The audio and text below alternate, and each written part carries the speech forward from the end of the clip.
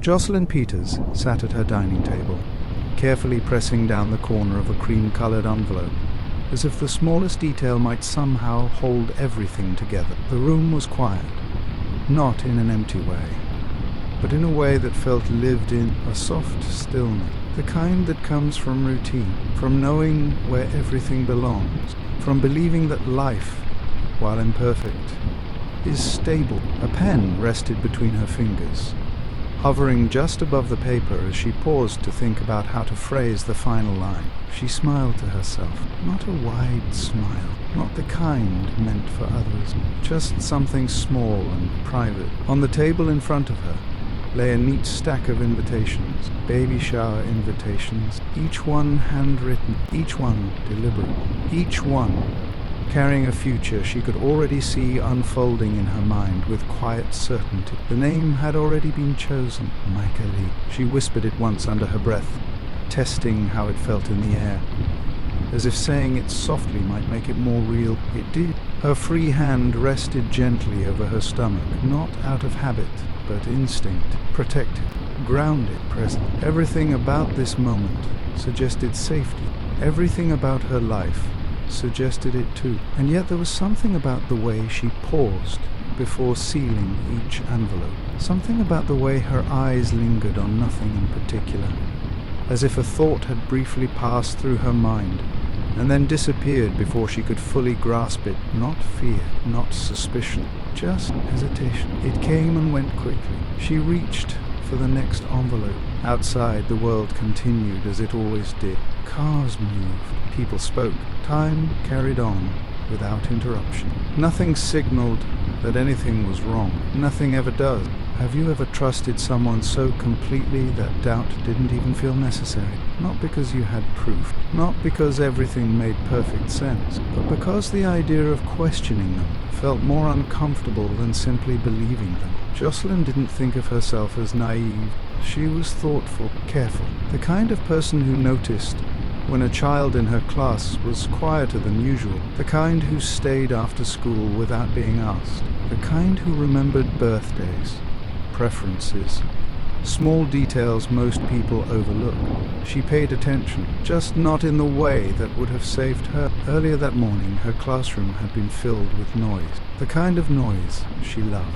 Controlled chaos, laughter that overlapped, questions that didn't always have answers, small voices competing for attention. Miss Peters, look at mine. Miss Peters, I finished first. Miss Peters, is this right? She moved between desks with ease, her presence calming without demanding silence. She didn't raise her voice. She didn't need to. There was something about her that made children want to listen, not out of fear, out of trust. Let's take our time, she said gently, kneeling beside one of the desks. You're not racing anyone. You're learning. The child nodded, visibly relaxing. That was who she was, not just in the classroom, but everywhere. Steady, reliable, safe. And maybe that was the problem. Because people like Jocelyn often believe that the world meets them with the same intentions they offer it. That kindness is returned with kindness. That honesty is met with honesty. That love, once given, is protected. Her phone buzzed lightly against the table beside her. She glanced at it. A message from Cornelius Green. Her expression softened instantly. There was no hesitation here, no pause, no uncertainty, just warmth. She opened the message and read it quickly. A simple check-in, a few words. Nothing urgent, nothing unusual. Still she read it twice, then a third time. Not because she needed to, because she wanted to, because it mattered. Have you ever noticed how the smallest messages can carry the most weight when they come from someone you believe in? She placed the phone face down, her fingers lingering on it for just a moment longer than necessary before returning to the invitations. There were still many left, each one addressed by hand. Each one a quiet confirmation that something beautiful was approaching. And yet, if someone had walked into that room at that exact moment and asked her a simple question, are you absolutely certain about everything in your life right now? She would have said yes, without hesitation, without doubt. without realizing how incomplete that answer truly was, because certainty doesn't always come from truth. Sometimes it comes from comfort, and comfort can be misleading. If you've ever found yourself holding on to something because it felt right, even when parts of it didn't fully add up, I want you to think about that for a second. Not in a dramatic way, not in a fearful way, just honestly. Have you ever ignored a question because you didn't want the answer? If that question ever existed in Jocelyn's life, it never stayed long enough to grow. It passed quietly.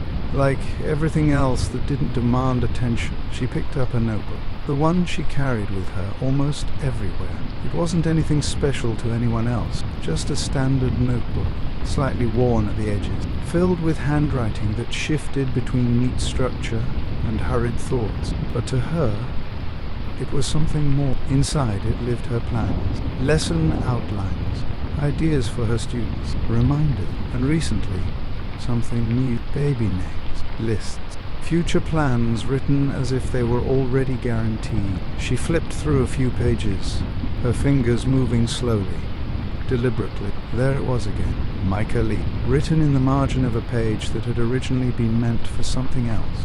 She traced over it lightly, not to rewrite it, just to feel it. Everything in her life was moving towards something, a future she believed in, a future she was preparing for. And in that moment, sitting alone at her dining table, surrounded by invitations, plans, and quiet anticipation, there was no visible reason to question any of it, none at all. If you're new here, take a moment to subscribe and tell me in the comments. Have you ever trusted someone so deeply that questioning them didn't even feel like an option? Because sometimes the most important questions are the ones we don't ask, and sometimes that silence costs more than we realize. Jocelyn sealed another envelope, pressed it flat, set it aside, and moved on to the next one, unaware that this calm, ordinary moment would one day be remembered not for what it was, but for what it hid. Jocelyn Peters woke up before her alarm most mornings, not because she had to, because she preferred it that way. There was something about those quiet minutes before the day officially began that made everything feel manageable, predictable, like she had a small advantage over time itself. The room was still dim when she opened her eyes, the early light just beginning to press softly against the curtains. She didn't move immediately. Instead, she lay there for a moment, one hand resting lightly over her stomach, feeling for movement. There it was, a subtle shift, a reminder. Her lips curved into a slow, content smile. "Good morning," she whispered, her voice barely audible, meant for no one else. That was how her days started now. Not with urgency, not with stress, but with quiet acknowledgement that her life was changing in a way she had always hoped for. She sat up carefully, moving with awareness, with intention. Even the smallest actions had begun to carry more meaning, more care. In the kitchen, everything was already in its place. The mug she always used, the tea she preferred in the mornings, the notebook resting near the edge of the counter, exactly where she had left it the night before. Routine, consistency, comfort. She poured hot water into the mug and let the steam rise, watching it for a second longer than necessary.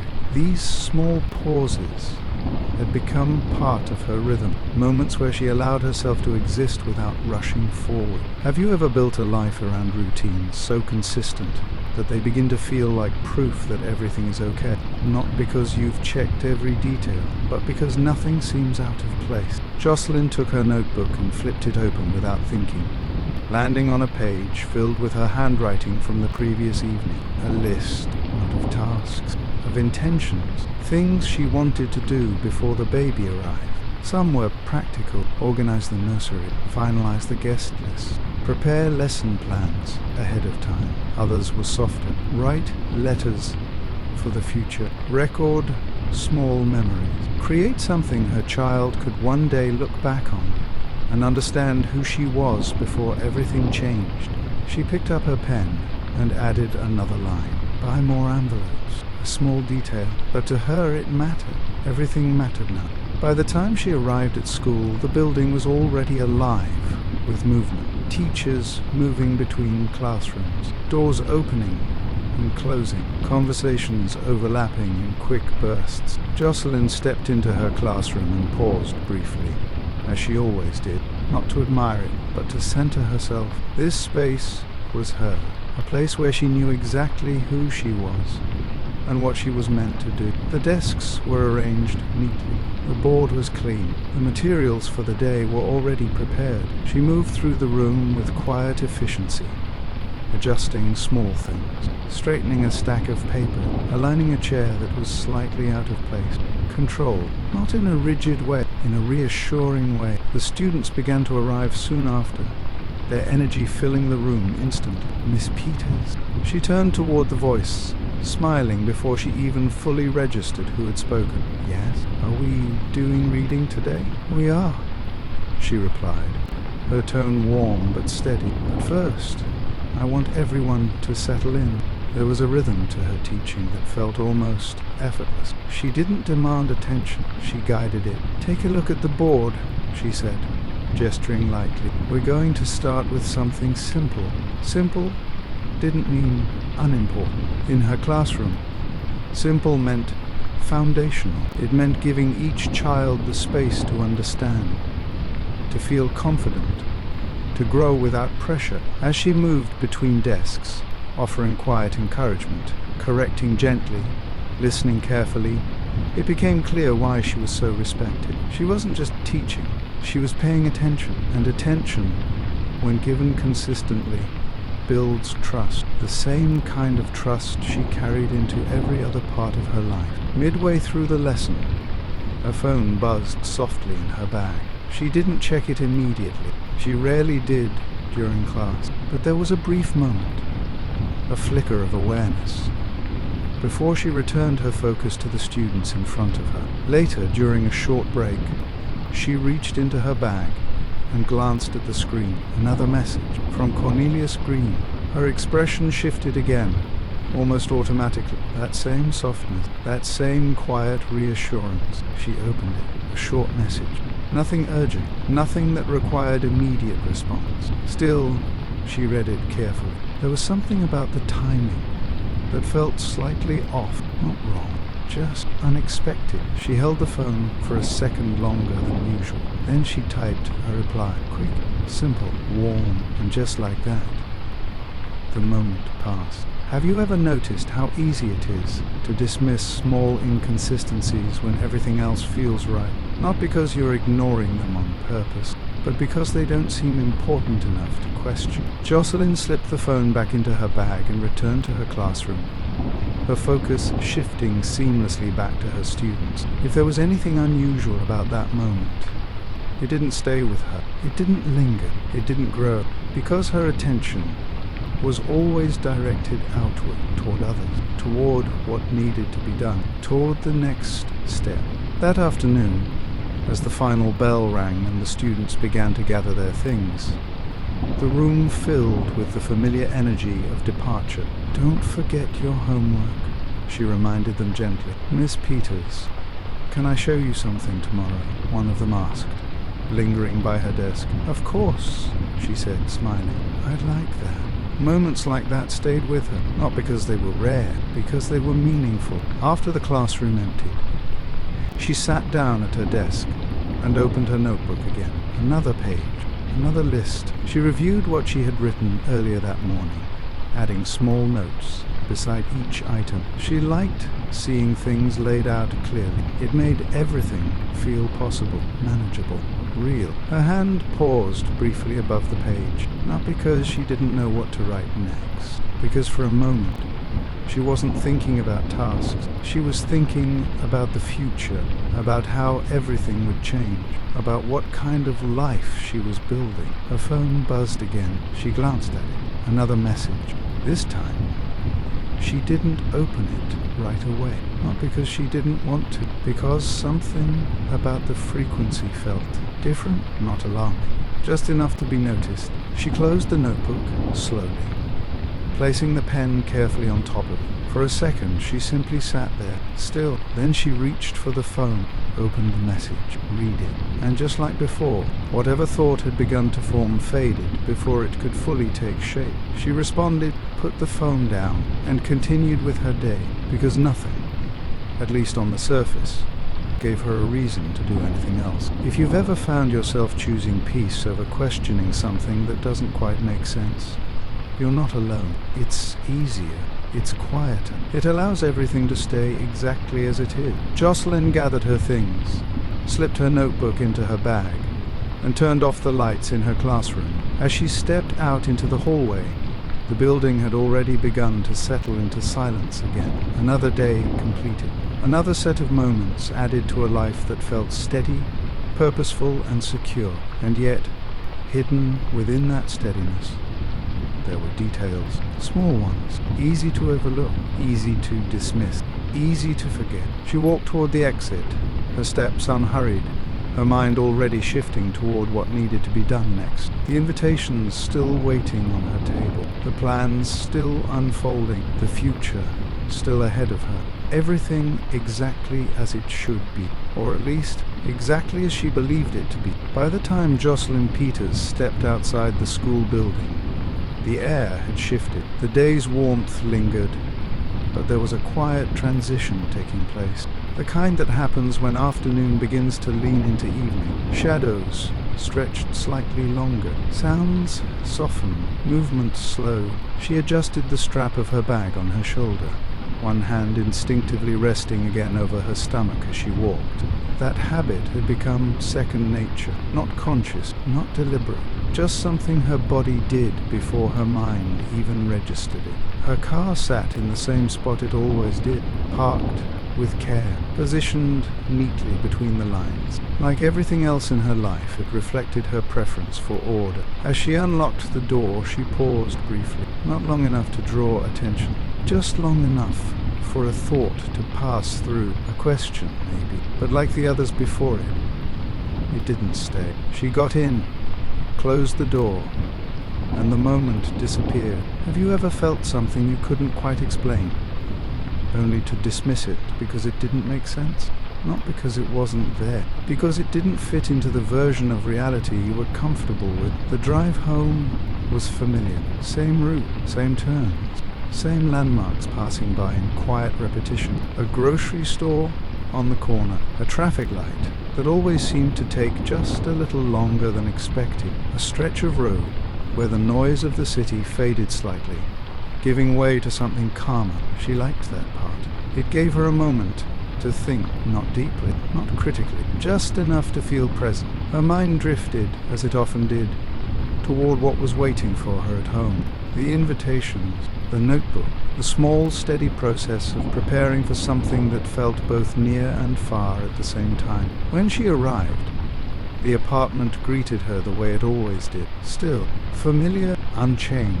She stepped inside, closing the door behind her with a soft click, and set her bag down in its usual place. Nothing was out of place. Nothing looked different. And yet there was that same fleeting pause, a second where she stood still, as if listening for something that wasn't there. Then she moved, because there was no reason not to. The dining table remained exactly as she had left it. Envelopes neatly stacked, pen aligned beside them, her notebook resting quietly, waiting. She walked over, ran her fingers lightly along the edge of the table, and exhaled softly. This was her space, her control, her certainty. She sat down and picked up the next invitation. The motion was automatic now. Write, pause, review, seal, set aside. Each step is deliberate. Each step is consistent. The kind of repetition that brings comfort. But repetition can also hide things. It can smooth over details that don't quite belong. It can make everything feel normal, even when something small has shifted. Her phone buzzed again. This time, she didn't reach for it immediately. Not out of hesitation, out of focus. She wanted to finish the invitation first. She wrote the final line carefully, making sure the spacing felt right, the words balanced across the page. Only then did she set the pen down and reached for the phone. Another message. From Cornelius Green. She opened it. Read it once, then again. Her expression didn't change much, but there was a slight tightening around her eyes. A subtle shift that might go unnoticed by anyone else. The message itself wasn't unusual, but the tone. It felt slightly different, distant maybe, or distracted. She couldn't quite define it, and because she couldn't define it, she didn't challenge it. Instead, she responded the way she always did, warm, understanding, consistent. Because consistency, in her mind, helped maintain stability, and stability was something she valued deeply. Have you ever adjusted your behavior slightly just to keep things feeling normal? Not because you were asked to, but because something inside you wanted to avoid disruption. Jocelyn placed the phone back on the table and picked up her notebook. She flipped to a page she had been working on earlier, a list of items she still needed to prepare before the baby arrived. Some had been checked off, others remained. She added a small note beside one of them, her handwriting steady but slightly slower than before. There was a quiet shift happening, not in her actions, in her awareness, small enough that it didn't interrupt her routine, but present enough that it existed. She turned the page, another section. This one, less structured, more personal. Fragments of thoughts, short lines, moments captured in words without full explanation. She read one of them again. Trust should feel steady. She stared at it for a second longer than necessary, not questioning it, just noticing it. Then she turned the page, because there were other things to focus on, other tasks to complete, other parts of her life that required attention. The evening settled around her gradually, light fading, shadows deepening, the quiet becoming more pronounced. She continued working through the invitations, her movements steady, her breathing even. From the outside, nothing had changed. Nothing had shifted.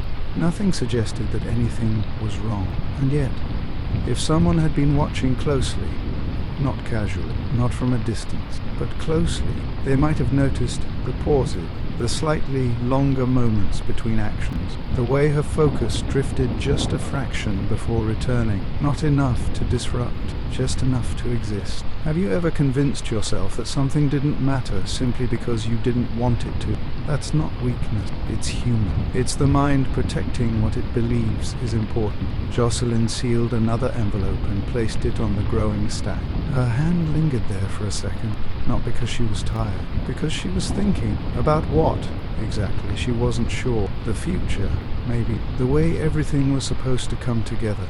The life she had been building, piece by piece. Her phone remained still on the table, for now. The silence stretched slightly longer, not uncomfortable, just noticeable. She leaned back in her chair, one hand returning to her stomach again, her expression softening. Almost ready, she whispered. Whether she meant the invitations or something more, even she didn't fully define, because in her mind, everything was still moving forward, still progressing, still intact. The idea that anything could disrupt that, it didn't fully exist, not yet. And that's what made this moment so important, because this was where everything still felt right, still felt safe, still felt certain. And certainty, when it hasn't been tested, can feel absolute. She reached for the next envelope, picked up her pen, and continued. If you've made it this far, take a moment to reflect on something. Have you ever ignored a feeling because it didn't match the reality you wanted to believe in? If so, share your thoughts below. And if you haven't already, make sure you're subscribed. Because stories like this aren't just about what happened. They're about understanding the moments that came before. Jocelyn lowered her gaze back to the page, her handwriting steady as ever. Outside, the world moved forward without interruption. Inside, everything remained exactly as it appeared. Ordered, calm, safe. At least, that's what it looked like. Jocelyn Peters remained seated at the table long after the last envelope had been sealed. The stack in front of her was complete now, neatly arranged, carefully aligned, every name written by hand, every detail considered. She rested her palms lightly against the surface of the table. Her fingers spread slightly as if grounding herself in the moment. There was a quiet sense of accomplishment, Not overwhelming, not celebratory, just steady, the kind that comes from finishing something that mattered. She leaned back in her chair slowly, her eyes moving across the room without focusing on anything in particular. Everything was exactly where it belonged. The chair near the window, the small arrangement on the shelf, the soft outline of her bag resting by the door. Nothing had shifted, nothing had changed. And yet, she didn't immediately stand up. She stayed there, still, as if allowing herself a moment she hadn't planned for. Have you ever completed something important, only to find yourself sitting in the silence that follows, unsure of what to do next? Not because there isn't more to do, but because for a brief moment everything feels paused, suspended. Jocelyn exhaled softly and reached for her notebook again. It had become her habit, a way to transition from one part of her day to the next. She opened it slowly, her fingers brushing over the edges of the pages as she flipped through them. Lesson plans, notes, lists, each page carrying a piece of her routine, her structure, her way of keeping everything in order. Then she reached a section that felt different, more personal, less structured. She paused there, her eyes scanning through the page. Short lines, half-finished thoughts, ideas that didn't need to be fully explained because they made sense to her. She read one quietly to herself. Everything should feel certain by now. Her expression didn't change much, but her hand was still on the page. There it was again, that feeling, not strong enough to disrupt, not clear enough to define, just present, lingering at the edge of her awareness. She turned the page, not abruptly, not forcefully, just enough to move past it, because there were other things to focus on, other parts of her life that felt clearer, more grounded, more real. Have you ever chosen to move forward instead of pausing on something that didn't quite sit right? Not because you didn't notice it, but because you didn't see a reason to stop. Jocelyn closed the notebook and placed it carefully on the table, aligning it with the stack of invitations. Everything together. Everything is complete.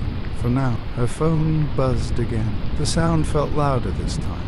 Not because the room had grown quiet. She reached for it. Opened the message. Another short check-in. From Cornelius Green. Her eyes moved across the words, her expression neutral at first, then softening slightly. There was nothing in the message that demanded concern, nothing that required deeper thought. And yet, there was a small delay before she responded, a second longer than usual, a pause that existed just long enough to be real. Then she typed, carefully, choosing her words the way she always did. Supportive, steady, understanding. She pressed send and set the phone down. This time, she didn't pick it back up. She didn't reread the message. She didn't sit with it. She simply let it exist and moved on, because that's what she had always done. Maintain the balance, keep things steady, avoid unnecessary disruption. Outside, the light had faded almost completely now. The room shifted into a softer tone, quieter, more enclosed. She stood up slowly, her movements unhurried, and began to gather the invitations into a single stack. Her hands moved with care, aligning each one as she brought them together. There was something about finishing this task that felt symbolic, not in a way she could fully explain, just a quiet recognition that something in her life was moving forward. Those things were coming together, that she was preparing for something meaningful. She placed the stack near the edge of the table, ready to be sent out.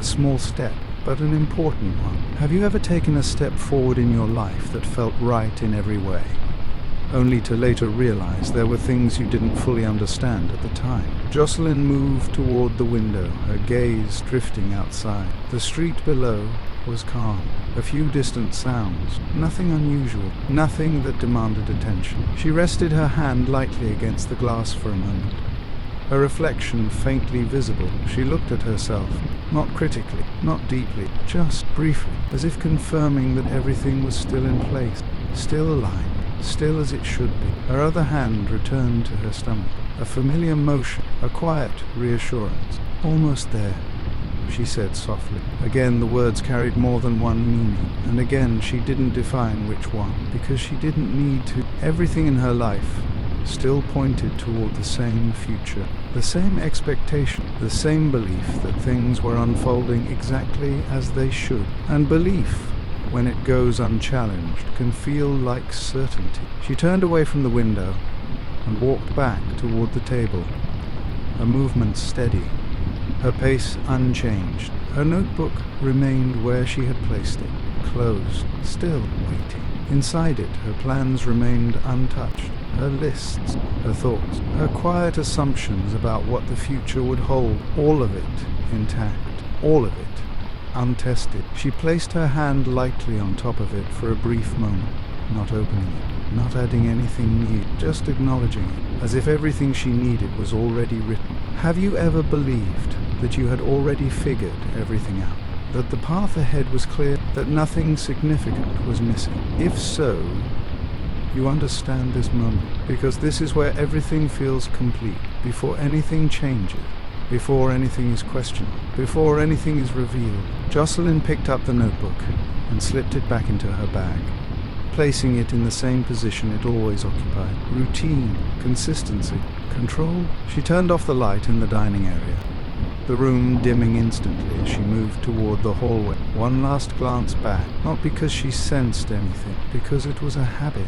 Everything looked the same. The table, the invitations, the quiet stillness of a space that held no visible disruption. She continued forward, disappearing into the next part of her evening without hesitation, without doubt, without any clear indication that anything in her life required a second look. And that is what made this moment so important, because this was the point where everything still made sense to her, where trust remained intact, where questions had not yet taken form, where the future still felt certain. If you've stayed with this story until now, take a moment to reflect on something simple. Have you ever believed in something so strongly that you didn't feel the need to question it? If you have, share that experience. And if you haven't already, make sure you're subscribed. Because understanding moments like this can change the way you see everything that comes after. Jocelyn moved through her apartment with the same quiet rhythm that had defined her entire day. Nothing rushed, nothing forced, everything measured. Everything was calm, everything exactly as it appeared, safe. And sometimes that appearance is the most convincing part of all. The first time Jocelyn Peters met Cornelius Green, nothing about the moment suggested it would become one of the most important turning points in her life. It didn't feel dramatic. It didn't feel significant. It felt natural. The kind of interaction that blends easily into the rhythm of a working day, unnoticed in the moment, only gaining meaning later. The school building carried its usual energy that afternoon. Conversations between staff members overlapped in short bursts. Footsteps echoed lightly along the hallway, and doors opened and closed with quiet familiarity. Jocelyn stood near the entrance of a classroom, holding a folder against her chest. Her attention focused on a conversation she had just finished with another teacher. "Thank you," she said softly, offering a polite smile before turning to leave. That's when she saw him. Cornelius Green stood further down the hallway, engaged in conversation with another staff member. His posture was composed, his gestures controlled but expressive enough to hold attention. There was something about the way he carried himself, not loud, not forceful, but noticeable, the kind of presence that didn't demand attention, yet received it anyway. Jocelyn's eyes lingered for a brief moment before she looked away, not out of discomfort, but because there was no reason to continue looking, at least, not yet. Moments later, their paths crossed. "Good afternoon," he said, his tone measured, confident without being overbearing. She paused, adjusting the folder slightly in her hands. "Good afternoon," she replied. Up close, his presence felt more defined.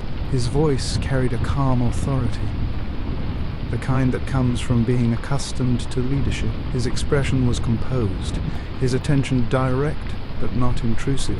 "I don't think we've properly met," he continued. "Cornelius Green." There was a brief pause before she responded, not hesitation, just the natural space between introduction and reply. "Jocelyn Peters, 3rd grade, right?" She nodded.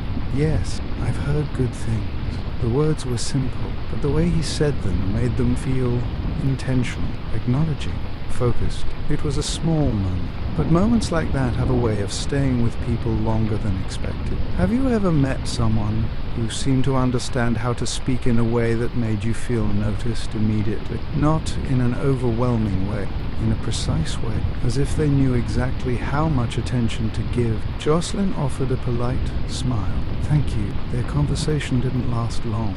It didn't need to. A few more exchanged words, a brief acknowledgement of schedules and responsibilities. Then they went their separate ways. And just like that, the moment ended. Or at least, that's how it appeared. Because some beginnings don't feel like beginnings at all. They feel like ordinary moments. Until they aren't. Over the next few days, their interactions remained brief, professional, appropriate.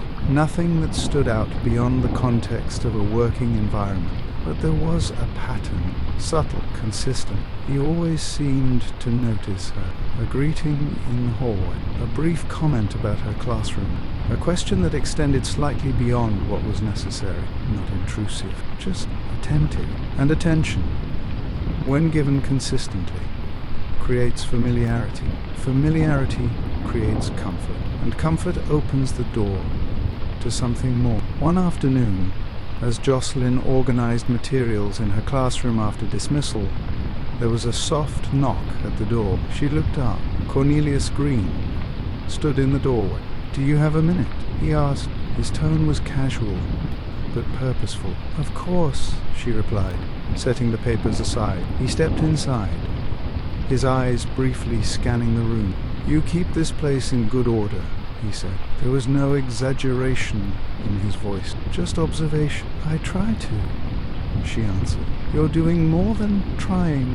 Again, the words were simple, but deliberate. He leaned slightly against one of the desks, maintaining a comfortable distance. "I've been meaning to check in," he continued. "See how things are going from your perspective." It was a reasonable question, one that fit his role, but the way he asked it felt more personal than procedural. Jocelyn responded thoughtfully, explaining how her class was progressing, mentioning a few challenges, a few successes. He listened without interrupting, nodded at the right moments, asked follow-up questions that showed he was paying attention, and when she finished, he responded in a way that felt measured and supportive. "You're handling it well," he said. "Not everyone manages that balance." There it was again, that sense of being seen, recognized, not broadly, specifically. Have you ever found yourself appreciating someone's attention before fully understanding why it mattered to you? That was where this began, not with intensity, with consistency. Over time, their conversations became more frequent, still professional, still within the boundaries of their roles, but longer, more detailed, less structured.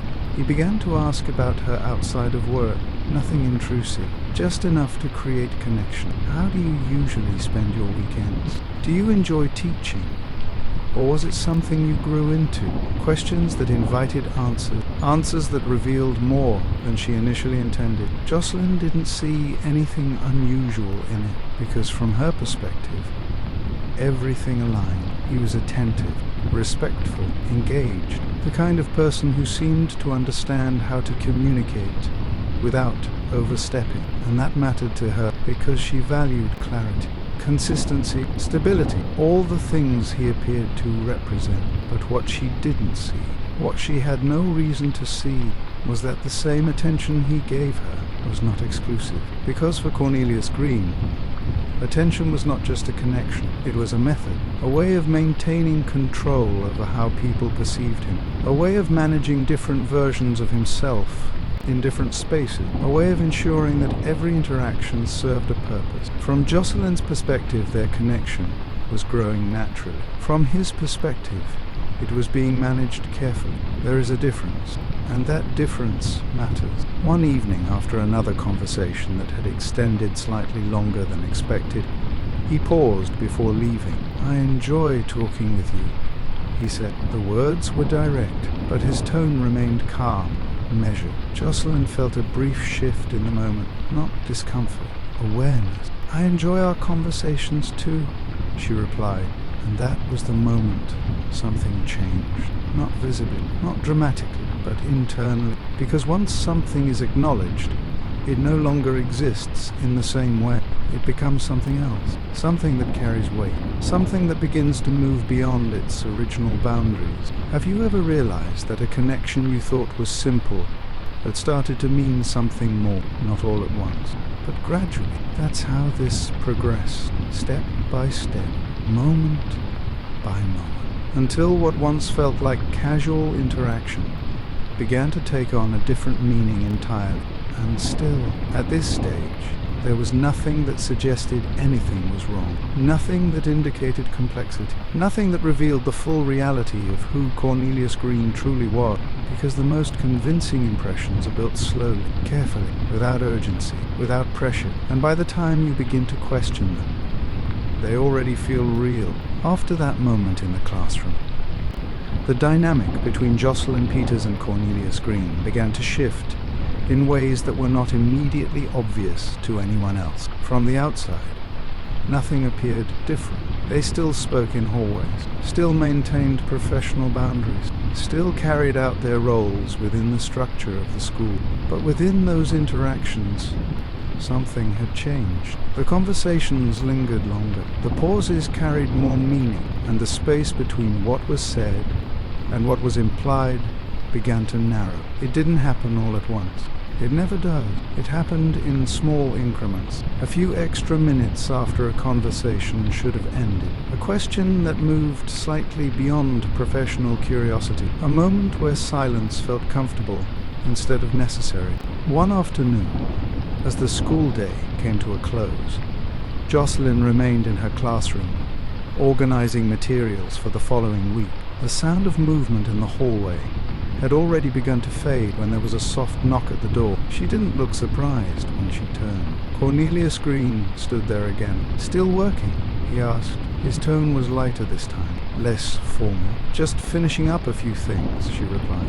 He stepped inside without hesitation, as if the space had already become familiar to him. "You're consistent," he said, glancing briefly around the room. "I like to be prepared." "That's a good quality." He paused for a moment, his attention shifting back to her. Not everyone has it. There was a subtle difference in the way he spoke now. Less about observation, more about recognition. Jocelyn set the papers down and leaned slightly against her desk, allowing the conversation to unfold naturally. "What about you?" she asked. "Do you ever take a break?" He smiled faintly. "Not as often as I probably should." It was a simple exchange, but there was something about the tone that made it feel more personal, less structured, more open. They spoke for a while longer, moving from work-related topics into lighter conversation, interests, preferences, small details that didn't seem significant on their own, but over time began to form a clearer picture, and with each conversation a pattern developed. He listened carefully, responded thoughtfully, and revealed just enough about himself to maintain interest without fully opening up. It was balanced, deliberate, and effective. Have you ever felt like someone was sharing just enough to keep you engaged, but never enough to fully understand them? At this stage, Jocelyn didn't question it, because from her perspective, everything felt genuine. The attention, the consistency, the way their conversations flowed without effort. It aligned with what she valued, and alignment creates trust. As the days passed, their interactions extended beyond the school environment. At first it was small, a message in the evening, a quick check-in, nothing that felt excessive, nothing that crossed a clear boundary. But consistency builds familiarity, and familiarity builds comfort. Soon those messages became part of her routine, something she expected, something she looked forward to. "How was your day?" he would ask, and she would answer, not briefly, not superficially, with detail, because she believed the interest was real, and in many ways it was, but not in the way she understood it. Because for Cornelius Green, connection was not just about emotional exchange, it was about maintaining presence, staying relevant, ensuring that he remained a constant point of focus in her life, and he did that well. One evening their conversation lasted longer than usual. The topics shifted naturally from one to another, moving beyond surface-level discussion into something more reflective. "You seem like someone who plans ahead," he said. "I try to, Jocelyn replied. "It makes things feel more stable. Stability matters to you." "It does." There was a brief pause before he responded. "That's not a bad thing." The way he said it carried weight, not agreement, acknowledgement, as if he understood something about her that hadn't been explicitly stated. And in that moment, Jocelyn felt seen, not broadly, specifically. That feeling stayed with her, because being understood, even in small ways, creates a sense of connection that is difficult to ignore. Have you ever felt closer to someone simply because they seem to understand how you think? That's how this deepened, not through dramatic gestures, through quiet alignment. Over time, their conversations began to include discussions about the future, not in a direct or defined way, but in passing, in suggestions, in statements that implied something more without fully stating it. "You won't always be this busy," he said once. "Things change. I don't mind being busy," she replied. "You might, eventually." The conversation moved on quickly after that, but the implication remained. There was something about the way he spoke about the future that felt inclusive, as if he was placing himself within it without making it explicit, and that mattered. Because for Jocelyn, the future was something she approached with intention, with care, with belief, and the idea that someone else might share that perspective created a sense of possibility, not certainty, but something close to it. Their interactions continued to build in this way, steady, consistent, predictable, and with each step forward, the connection between them felt more established, more real, more meaningful. But while Jocelyn was building something based on what she experienced directly, there were parts of Cornelius Green's life that existed entirely outside of her awareness, parts that did not align with the version of him she had come to know, parts that remained separate, controlled, compartmentalized. Because maintaining multiple versions of reality requires structure, it requires discipline, it requires the ability to shift between roles without allowing them to overlap. And he had learned how to do that effectively. From Jocelyn's perspective, there was no reason to question any of it, because everything she experienced felt consistent, logical, grounded. And consistency, when it is maintained carefully, becomes convincing. One evening, as their conversation came to a close, he paused before ending it. "I value this," he said. The words were simple, but intentional. Jocelyn felt a brief stillness as she read them, not uncertainty, recognition. "I do too," she replied. And in that exchange, something became more defined, not labeled, but I understood, because once value is expressed, it carries expectation, and expectation shapes perception. From that point forward, the connection between them was no longer just interaction. It was something more, something that held weight, something that began to influence how she saw her present and how she imagined her future. Have you ever reached a point in a connection where it no longer felt casual, where it started to matter in ways you hadn't planned for? That's where Jocelyn was now, and from where she stood, everything still felt right, still felt aligned, still felt like it was moving towards something meaningful, without any clear indication that there was more to the story than what she could see. If you've ever trusted someone based on how consistently they showed up in your life, take a moment to reflect on that. Was it their words, their actions, or simply the way they made you feel? Share your thoughts, and if you haven't already, make sure you're subscribed, because understanding connections like this is key to understanding everything that follows. Jocelyn placed her phone down that night with a quiet sense of reassurance, not excitement, not uncertainty, just a steady belief that something important was forming, and that belief, untested, unchallenged, would continue to guide her forward. As the weeks passed, Jocelyn felt a growing sense of connection with Cornelius Green. From her perspective, it was effortless, natural, and entirely authentic. He asked about her day with interest. He listened to her thoughts about students. He laughed at her anecdotes. His smile measured, yet genuine enough to make her feel seen. And yet, for all the warmth he displayed, There were small moments she didn't fully process at the time. A cancelled lunch that was quickly explained as a meeting ran late. A text sent late at night that was vague and impersonal. Occasional absences from staff events that seemed unremarkable, but left tiny gaps in familiarity. To anyone else, these would have appeared normal. To Jocelyn, they were small blips she mentally rationalized. People have obligations, she reminded herself. Nothing more to it. That was the key to Green's approach. He controlled what she saw without revealing what he hid, because the reality was far more complicated. Cornelius Green was married. He maintained multiple relationships concurrently. Yet with Jocelyn, he created a narrative that suggested exclusivity in future plans, carefully masking the truth. It was a dual existence, a balance he maintained with meticulous precision. He never slipped, never exposed contradictions in front of her. Every moment that might have raised questions was accounted for. A call from his wife was always answered quietly, in private. Other women were met with plausible explanations. Time was structured carefully, so that no overlap would betray him. Jocelyn, trusting by nature, never suspected. She believed what he showed her. The attentive partner, the caring companion, the man who saw her as more than a teacher. Their weekends together became small rituals.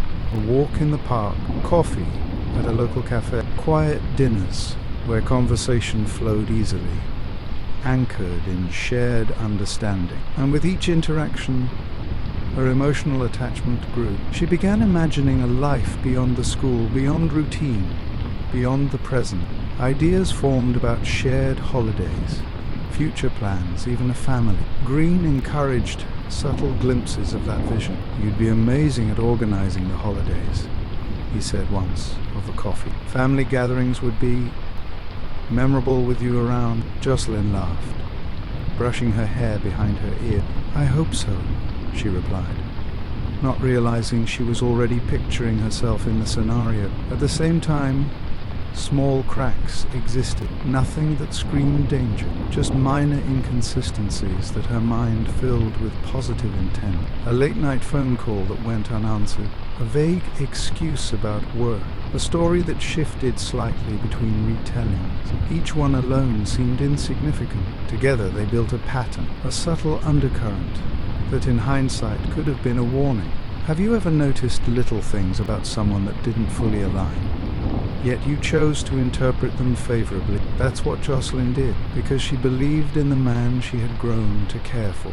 Because trust can outweigh caution, especially when paired with admiration. Because his presence felt safe, familiar, controlled. Then came the moment that would shift everything internally. Though she didn't know it yet, she discovered she was pregnant. The news arrived quietly, early one morning, as she reviewed lesson plans for her students. A small positive test on the counter, almost overlooked in the rush of daily life. Her initial reaction was disbelief, quickly replaced with warmth, joy, hope, anticipation. She thought immediately of Cornelius, the life they could build, the child they could raise together. She called him. The conversation was careful, measured. He congratulated her, expressed support, phrased his words in a way that implied commitment. Yet beneath his calm exterior, a storm of calculation brewed. Internally, he weighed the consequences. His marriage, other relationships, the loss of control the situation could bring. And in that moment, Jocelyn's joy contrasted sharply with a reality she could not see. Fear and calculation hidden behind a practiced smile. Have you ever realized that someone you trusted may perceive the same event completely differently than you do? As her pregnancy progressed, she shared the news with close friends and family, celebrating quietly. Green played the role he had rehearsed perfectly, supportive, encouraging, calm, but his external composure masked the growing tension within. Every plan he had made to compartmentalize his life risked exposure. Every future he had imagined for himself shifted subtly. The pregnancy was not merely news. It was a disruption to the structure he relied on. And yet, to Jocelyn, there was only excitement. Planning a nursery, choosing names, daydreaming about motherhood. All of it documented in her notebook. Every intention recorded, every hope captured, every plan untouched by suspicion. She trusted him completely, and he trusted only himself. Even now, small signs of unease in his behavior were masked by charm. An unreturned text turned into an explanation about meetings. A delayed appearance at a cafe turned into a story of traffic. Nothing that would alert her fully. The slow tonal shift was imperceptible to her. Romance continued, yet unease existed quietly in his background behavior. Small decisions, carefully controlled, that she didn't interpret as anything but situational. Have you ever looked back on a period of your life and realized the signs were there all along, but you interpreted them differently because of trust, love, or admiration? For Jocelyn, the stage was set. She believed in a shared future, unaware that the reality surrounding her was far more fragmented than she could imagine. The bond between them grew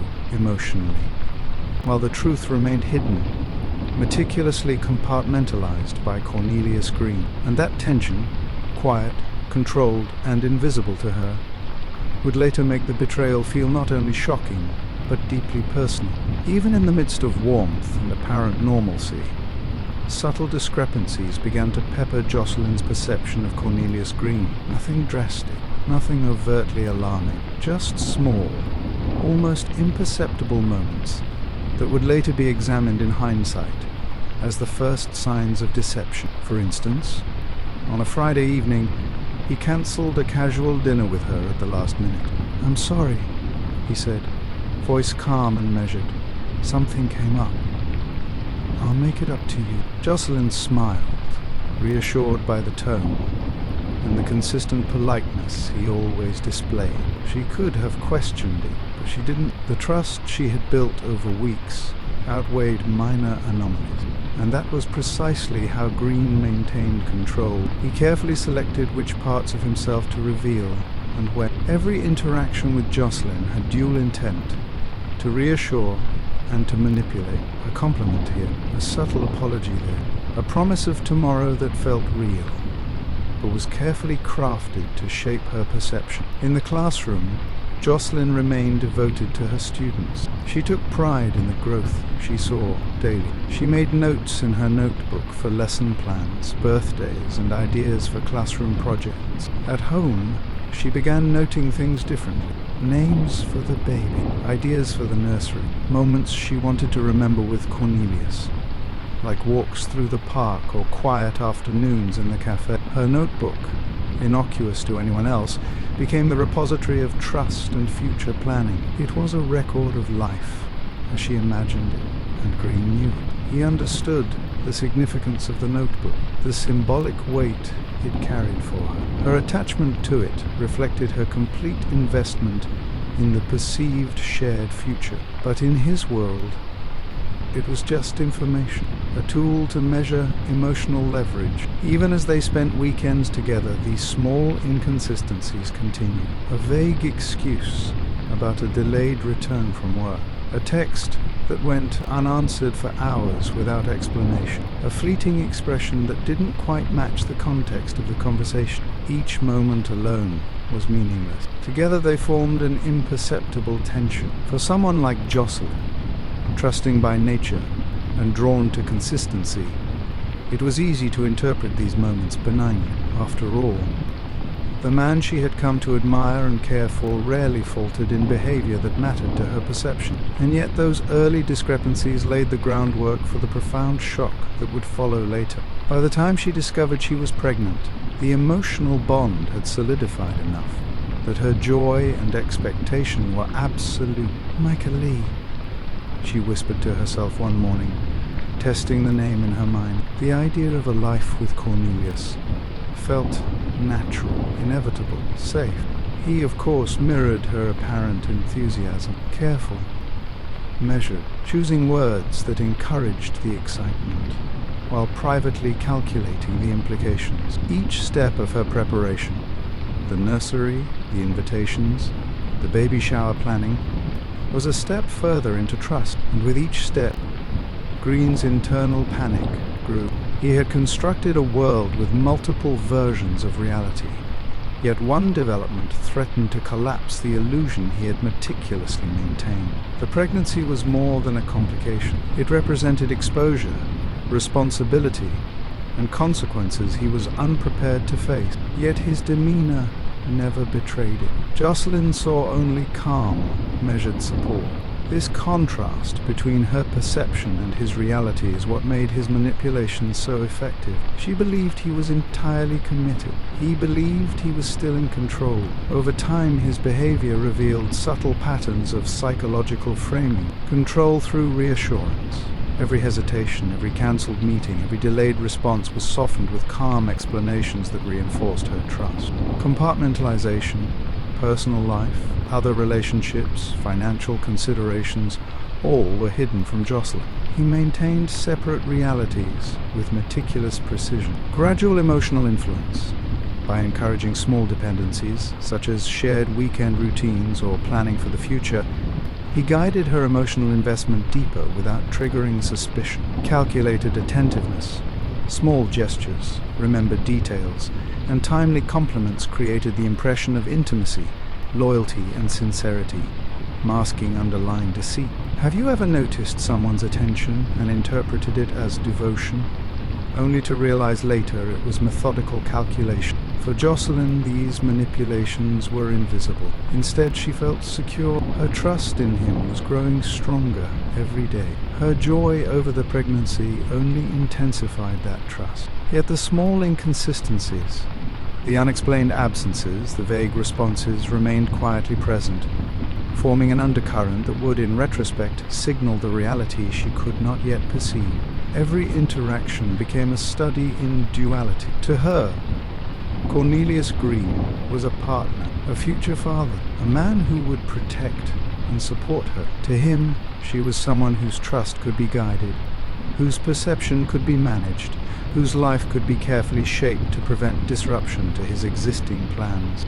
And in the background of all these moments, the notebook remained a symbol of hope, ambition, and trust, a record of a life imagined, a tangible representation of everything she believed would come to pass. Even the simplest entries, baby names, nursery ideas, lesson plans, were infused with her belief in the shared future, and Green was always aware of it. The quiet tension that now permeated their relationship was invisible to her, yet palpable to him. This interplay of perception versus reality, of love versus manipulation, defined the next stage of their lives together. Every choice he made, every word he spoke, every gesture he offered was carefully measured to reinforce trust while concealing his hidden world. It was this duality, his control and her blind faith, that would eventually amplify the shock of betrayal and make the tragedy that followed so devastatingly personal. And it began here, in these small, almost imperceptible cracks, long before the world outside would ever know what was happening. By the spring of 2016, Jocelyn Peters was 31 weeks pregnant. Her life, which had always been carefully structured around teaching, routines, and family, now revolved around anticipation. Every morning, she reviewed lesson plans and classroom activities, but in the quiet moments between grading papers and guiding third graders, her thoughts drifted toward her child. The name had already been chosen, Micah Lee. It was more than a name. It represented hope, continuity, and a future she envisioned with Cornelius Green. Her notebook, always a companion in her life as a teacher, now held pages dedicated entirely to motherhood. Entries included baby shower ideas and guest lists, Mans and Ozarge. Baby shower ideas she wished to pass on each note, and faith and trust.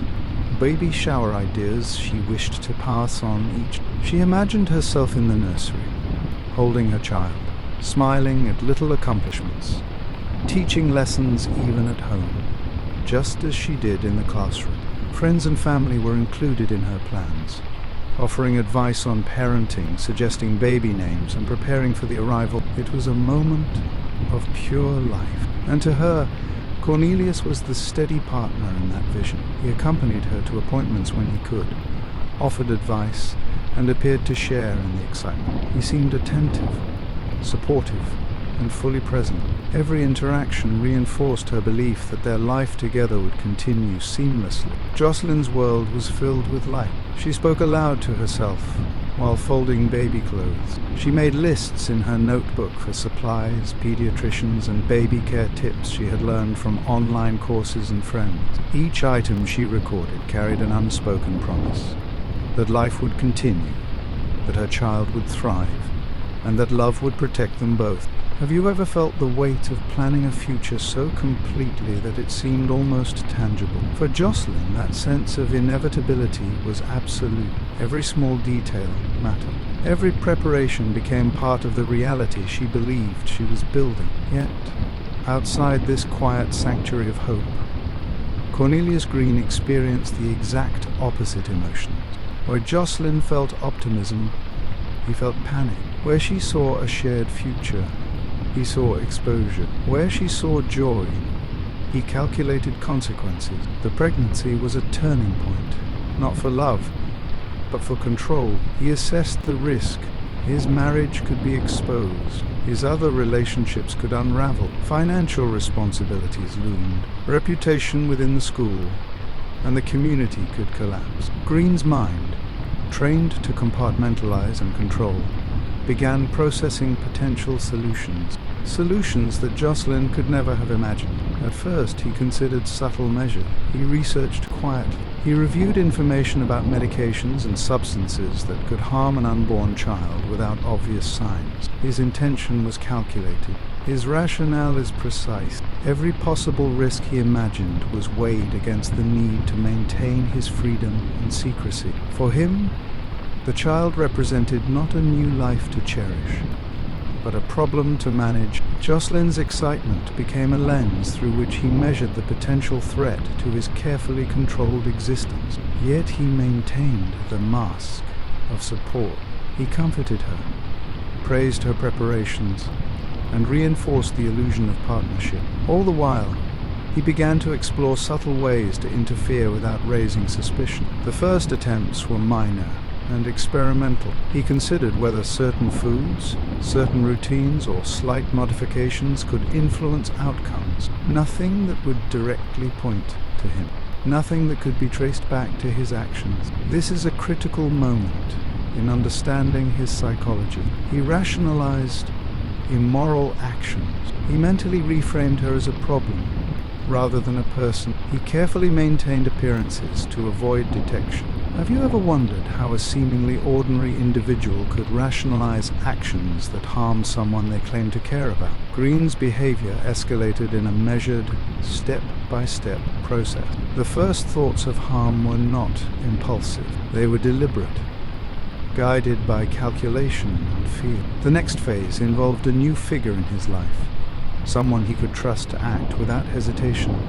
Phillip Cutler. Cutler had been a long-time acquaintance, someone familiar, someone willing to follow instructions without question. Green approached him gradually, introducing the idea of intervention carefully. The conversations were measured, no immediate requests, just suggestions.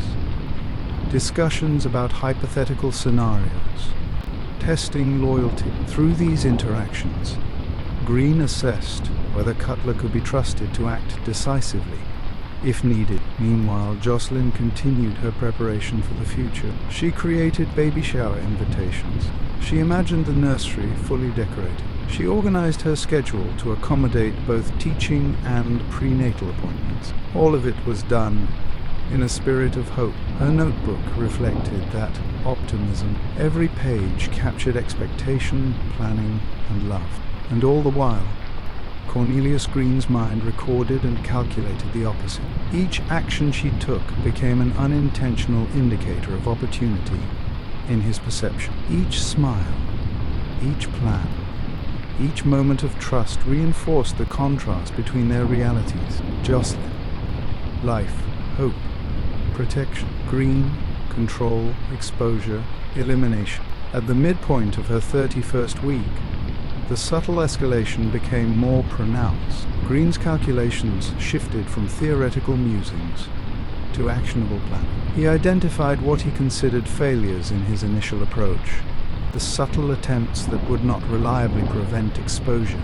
and in his mind, the next step became inevitable. The presence of Phillip Cutler in his circle created a new possibility. Someone could act on his behalf. Someone could implement his plan without implicating him directly. It was not yet executed, not yet final, but the thought and its methodical consideration marked a decisive shift in intent. Have you ever considered how fear can transform careful planning into moral compromise? For Jocelyn, none of this was visible. She remained fully invested in the shared future. Every action, every note, every moment captured in her notebook reflected that trust. For Green, each interaction, each step she took, each demonstration of hope was another element in a blueprint he was beginning to finalize. By the end of this phase, the dichotomy was complete.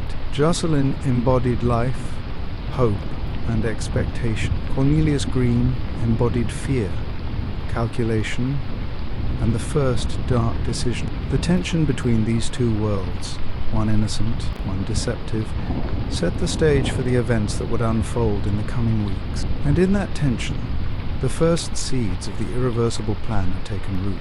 As the weeks progressed, Green's internal calculations shifted from hypothetical to actionable. He observed Jocelyn's routines with a precision that bordered on obsession, noting patterns in her diet, her prenatal care, her daily habits. To an outsider, these observations would have appeared innocent, even caring. To him, they were data points, indicators, opportunities.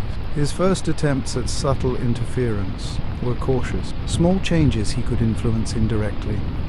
A suggestion about what she should eat, questions about which vitamins to take, comments on seemingly harmless supplements. Jocelyn interpreted these as attentiveness, evidence of his concern for her and their child. He watched her respond to these suggestions with gratitude and trust, further reinforcing the illusion. Every positive reaction reassured him that his influence could shape outcomes without exposing his own involvement. This phase was critical. Green did not act impulsively. He did not lash out in anger or desperation. He operated with a meticulous, measured logic. Every potential step, every risk, every scenario considered. At the same time, he rationalized what he was contemplating. In his mind, the pregnancy was not a shared joy.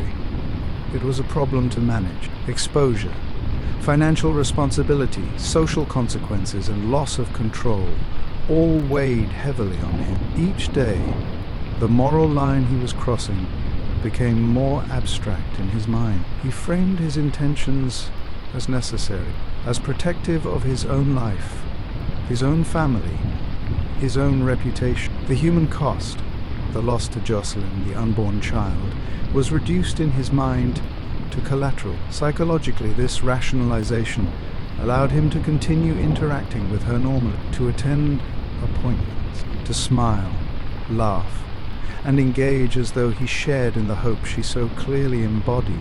The contrast between her world and his internal reality grew sharper. During this period, Green made contact with Phillip J. Cutler. Cutler, a longtime associate, had proven reliable in the past. Someone Green could trust with sensitive matters. Someone willing to act without question. Their initial conversation was measured. Green did not immediately request action. Instead, he framed the discussion hypothetically. What would you do if someone you trusted became your greatest threat? He asked. It was a question meant to probe loyalty, gauge willingness, and begin planting the idea of intervention. Cutler responded cautiously, curious but unaware of the true nature of Green's plan. Green continued carefully, exploring legal, moral, and practical boundaries without exposing his intent fully. Over time, Cutler's responses revealed his willingness to act decisively if required, though Green did not yet confirm any specific request. Meanwhile, the subtle attempts at harm continued. Green experimented with minor changes in Jocelyn's environment, testing whether small actions could produce results without leaving evidence. Again, Jocelyn remained oblivious. Every suggestion was framed as advice. Every interaction appeared caring and supportive. She continued preparing for her baby shower, writing lists, decorating the nursery, and imagining a life with her child. The emotional contrast could not have been more stark. Jocelyn, nurturing, hopeful, immersed in planning, unaware of the potential threat around her. Green, calculating, fearful, methodical, and beginning to view murder as a solution. Have you ever experienced a moment where someone's intentions were hidden behind charm and care, while their internal world was guided entirely by fear and self-interest? It is a disorienting dynamic, one that would later amplify the shock of betrayal. In these weeks, Green refined his thinking. Each action, each observation, each interaction was a building block in a larger plan. He considered contingencies. He weighed risks. He imagined obstacles. He visualized outcomes. The pregnancy had accelerated his calculations. What had been hypothetical speculation became pressing urgency. Every detail about Jocelyn's movements, her habits, her trust, and her expectations became critical information. The notebook, filled with her plans and intentions, was a silent record of her hope. He understood its significance. He catalogued it mentally as he observed her. By now, the dichotomy of their realities was nearly complete. She lived in anticipation, expecting protection and partnership. He lived in calculation, planning steps she could not perceive, exploring possibilities that would eventually lead to irreversible action. Their worlds coexisted in the same space, yet never intersected in truth. The first direct conversation about murder came months into this escalation. Green approached Cutler with the framework already in mind. He presented the problem not as a crime, but as a solution to a potential exposure. He emphasized discretion. He tested loyalty. He framed the action as necessary to maintain control, freedom, and security. Cutler, already conditioned by prior trust in Green, engaged in practical discussion. No emotional hesitation, no moral debate, only questions of timing, method, and logistics. This was the turning point. The theoretical discussion became actionable. Green now had a potential agent in Cutler, and the first dark decision, the possibility of ending a life, shifted from abstract thought to practical planning. Meanwhile, Jocelyn continued her life unawares, choosing nursery colours, of all bag, choosing Manny as the Somori, every fill down on the Royce. The moral dissonance between their experiences could not have been more profound. Every day she prepared for life, he prepared for death. Every page in her notebook, every smile, every plan, became a silent measure of the stakes he was calculating. By the end of this period, Green's rationalizations were firmly established. The child represented exposure and risk. Jocelyn, though loved superficially, was an obstacle. Cutler was a potential instrument to execute the plan without implicating him. Every step forward required precision, patience, and continued concealment. Have you ever considered how fear and self-interest can transform methodical planning into intentions that destroy lives? This stage marks the beginning of action. The emotional contrast is complete. Jocelyn, you green bro, Eve nigh, you crows. New filled, calde, cold, told. From this point, the progression toward irreversible decisions becomes inevitable. By late March 2016, Jocelyn Peters had entered the 32nd week of her pregnancy. She spent her mornings teaching third graders, her afternoons attending prenatal appointments, and her evenings meticulously preparing for the baby shower. Each note in her notebook, every page filled with nursery ideas or baby names, radiated hope. Micah Lee, she wrote again, circling the name carefully. Her life at this stage was a quiet rhythm of preparation. She did not notice the subtle shifts occurring around her, the quiet calculations forming in Cornelius Green's mind. Green's earlier thoughts, previously abstract, had begun to crystallize into actionable steps. His experiments with minor environmental interventions had failed to produce results he considered sufficient. The risk of exposure remained too high. The moral barriers in his mind had diminished. He began to consider direct methods, ways to influence outcomes more decisively while maintaining plausible deniability. At home, Jocelyn continued to perceive him as supportive, attentive, and fully invested in her and the child. He maintained his mask flawlessly. Gentle words, small gestures of care, reassurance about the baby, and consistent attention to her needs. Yet behind this veneer, he conducted careful research, medications, vitamins, food interactions, anything that could subtly threaten the pregnancy without leaving overt evidence. He documented his observations privately, which foods she ate regularly, her vitamin schedule, a sen in the apartment. Even the notebook, which she used to track her own life and plans, became a point of silent surveillance. Every entry about Micah Lee, every preparation for the future, strengthened the dual reality. Jocelyn immersed in hope, Cornelius immersed in control. It was during this period that Green made his first concrete plan to harm the unborn child. He did not act immediately. He refined his approach, testing the practicality of small, targeted interventions. For example, he considered the idea of introducing substances into her diet, harmless in appearance, but potentially harmful to the pregnancy. He analyzed timing, dosage, and potential detectability. He weighed the likelihood of discovery against the perceived necessity of control.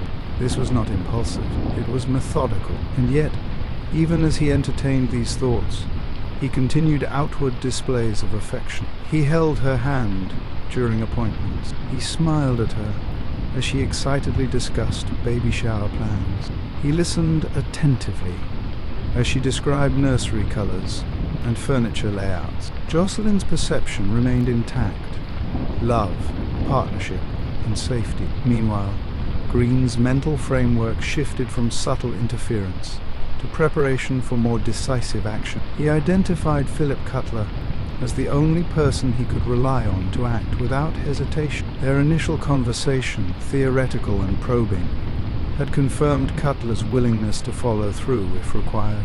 Now Green began to outline potential steps more concretely: timing and opportunity, access to her apartment, minimizing evidence, axes and plausible explanations. These discussions remained private, conducted with precision, and cloaked under casual conversation to avoid raising suspicion. Every plan was rehearsed mentally before execution. Every scenario was considered multiple times. Every risk was measured against his desire to avoid accountability. During this time, he also escalated psychological manipulation with Jocelyn. He reinforced dependence by praising her careful preparation,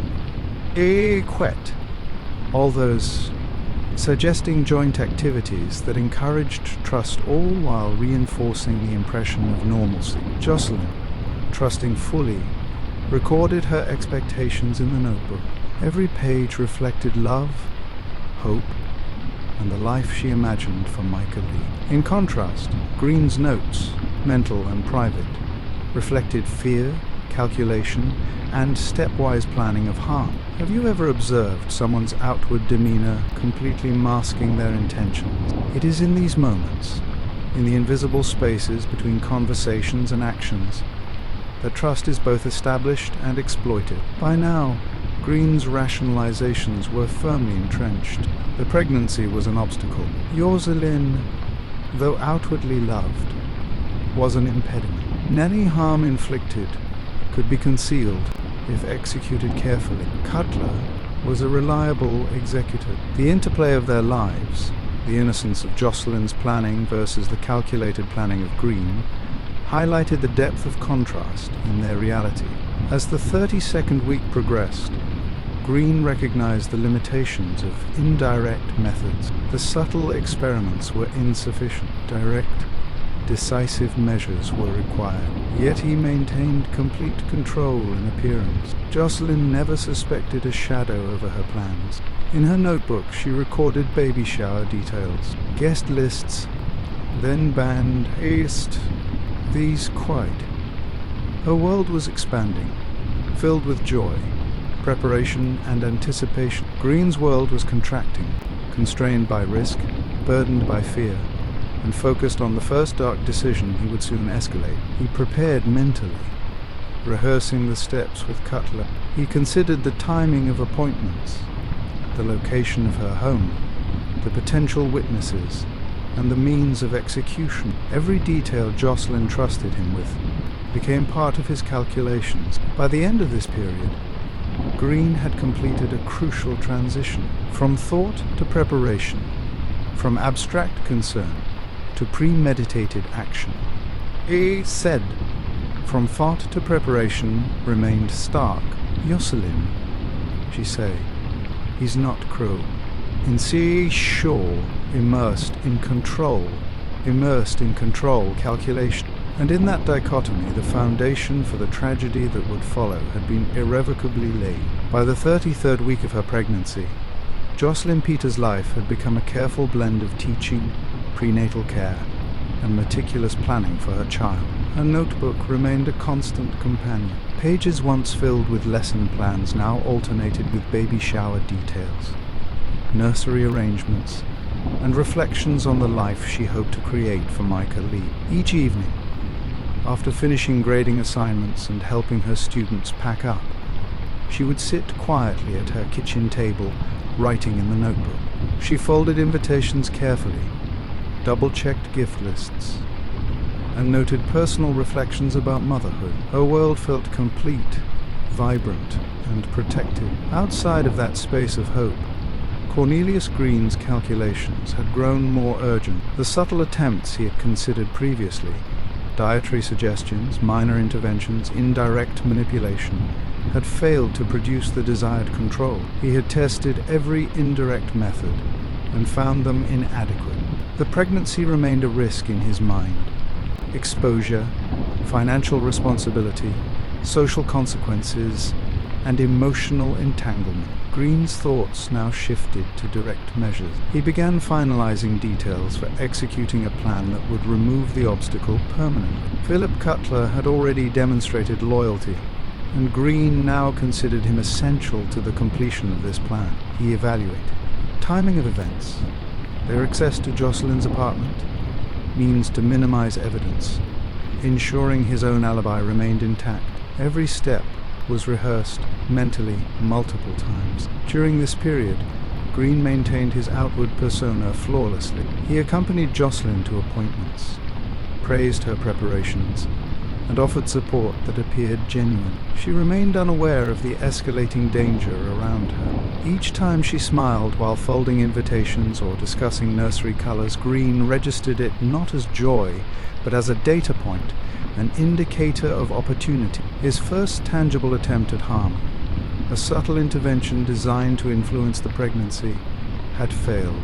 The methods had been indirect, minor dietary suggestions, environmental cues, and timing manipulations. The failure of these initial methods did not deter him. Instead, it solidified his resolve. The next phase would be decisive. He reviewed the trust he could place in Phillip Cutler. Their previous conversations had established the foundation. Cutler had indicated he could act without hesitation if needed. Green now began discussing specifics. Timing of the intervention, practical contingencies for unexpected variables. The discussions were deliberate, carefully structured to avoid leaving any trace of intent. While Green planned, Jocelyn continued documenting her expectations and plans. Every invitation folded, every note in the nursery plan is completed. Every line written for Micah Lee represented her unshakable trust in a future she assumed was secure. The emotional contrast between their experiences had reached its peak. Jocelyn, full of hope, anticipation, and preparation. Green, focused on control, calculation, and lethal planning. Have you ever considered how someone's internal reality can completely diverge from the life they appear to share with others? It is a dynamic that distorts perception, shifts morality, and heightens the shock of eventual betrayal. By now, Green had fully rationalized his intentions. The unborn child represented exposure. Jocelyn, though outwardly loved, represented a problem. Cutler was the agent to implement the solution. Each step was rehearsed mentally, down to minor details. How to gain access. Still alive. How to control perception of timing and presence. These mental rehearsals were crucial to ensuring the plan could proceed without alerting anyone, including Jocelyn. Meanwhile, Jocelyn's trust deepened. She wrote in her notebook about the baby shower she had envisioned, detailing decorations, games, and gifts for guests. She discussed ideas aloud with friends and family, oblivious to the danger in the same space. Every small act of hope reinforced the contrast. Life unfolding versus control imposed by fear. Green also monitored her schedule meticulously. He knew when she would be home alone. He knew when visitors were likely to arrive. He knew when she would be most focused on preparation rather than her surroundings. The tension in this dual existence, one of life, one of lethal planning, was nearly invisible to Jocelyn, but fully realized in Green's calculations. At the same time, Green's interactions with Cutler grew more structured. They moved from hypothetical discussions to precise planning, establishing access, determining tools. Establishing no connection to Green would be evident. Every contingency was anticipated. The psychological contrast between the two became more pronounced.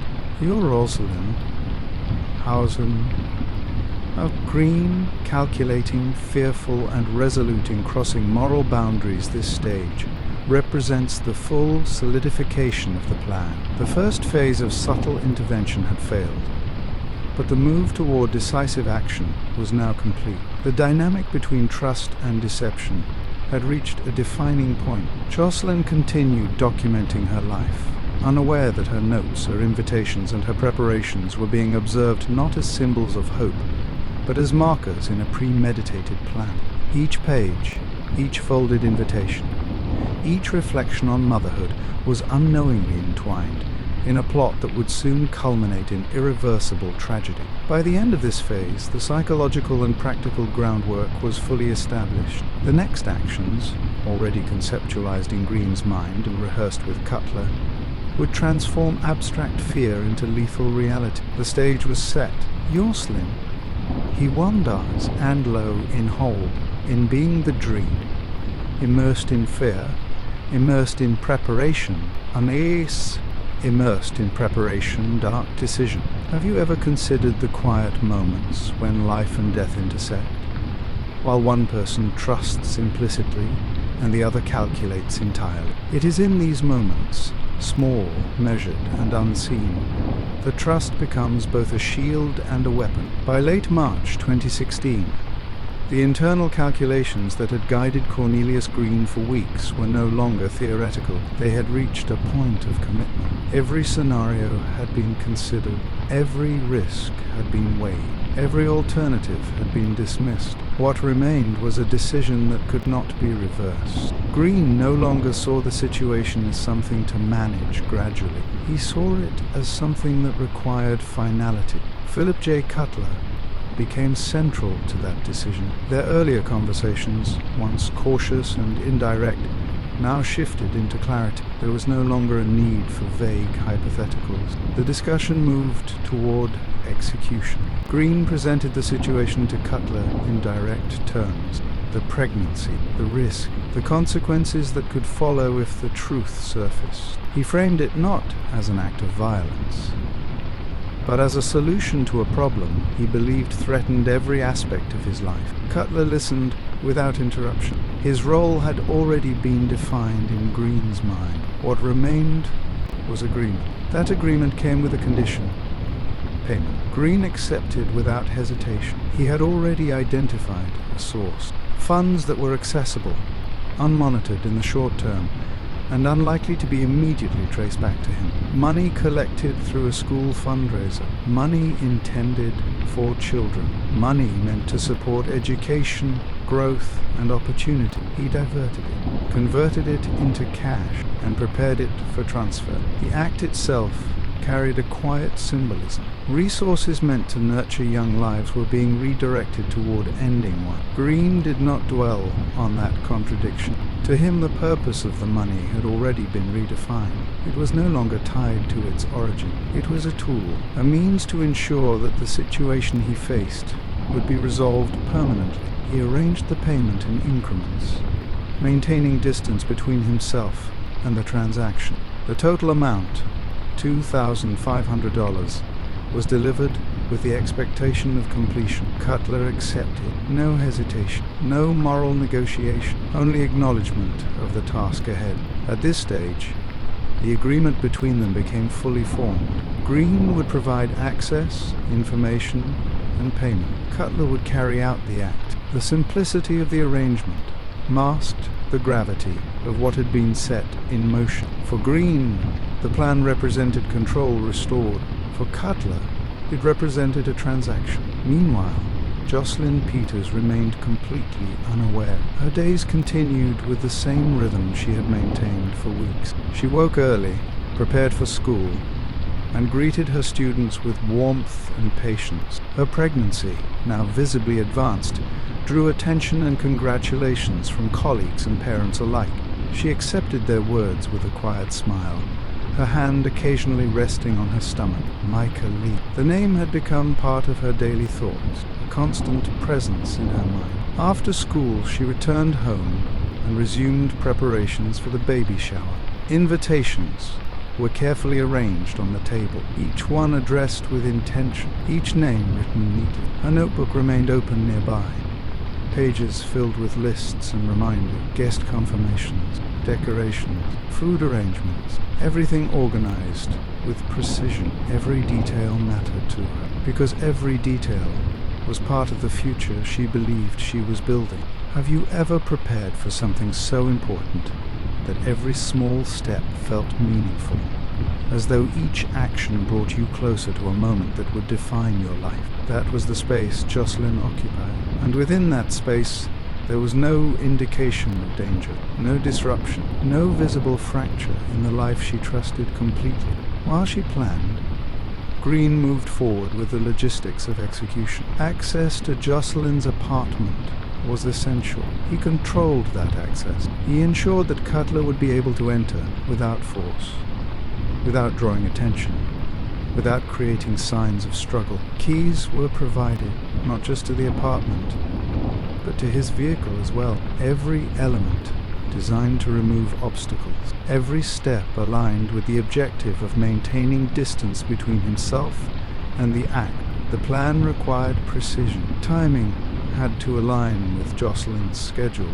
Green monitored her routine closely. He knew when she would be home. He knew when she would be alone. He knew when she would be focused on preparation rather than her surroundings. These details, once part of their shared life, were now repurposed as strategic information. At the same time, Green introduced a final layer of manipulation. He involved Jocelyn in a task that, on the surface, appeared insignificant. He asked her to purchase groceries. Among the items was something ordinary, a potato.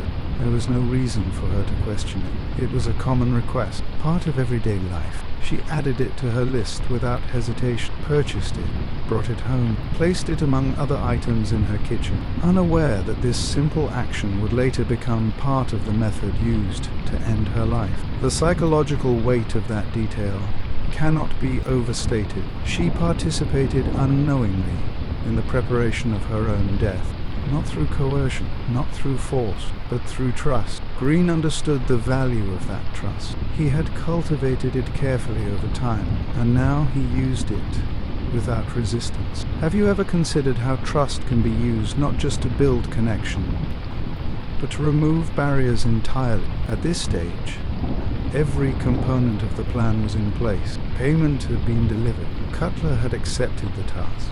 Access to the apartment was secure.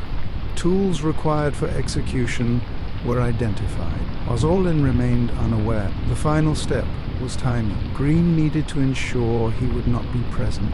He arranged to travel to Chicago, a deliberate decision. Distance would serve as protection, an alibi that placed him away from the scene at the critical moment. The trip was planned carefully, documented, structured in a way that would support his narrative if questioned. To Jocelyn, the trip appeared routine, a work-related obligation, something that did not disrupt her plans. She continued preparing for the baby shower, confident that everything was proceeding as expected. The invitations remained on the table. Her notebook remained open. Her future remained intact in her mind. Green, however, had reached the final stage of preparation.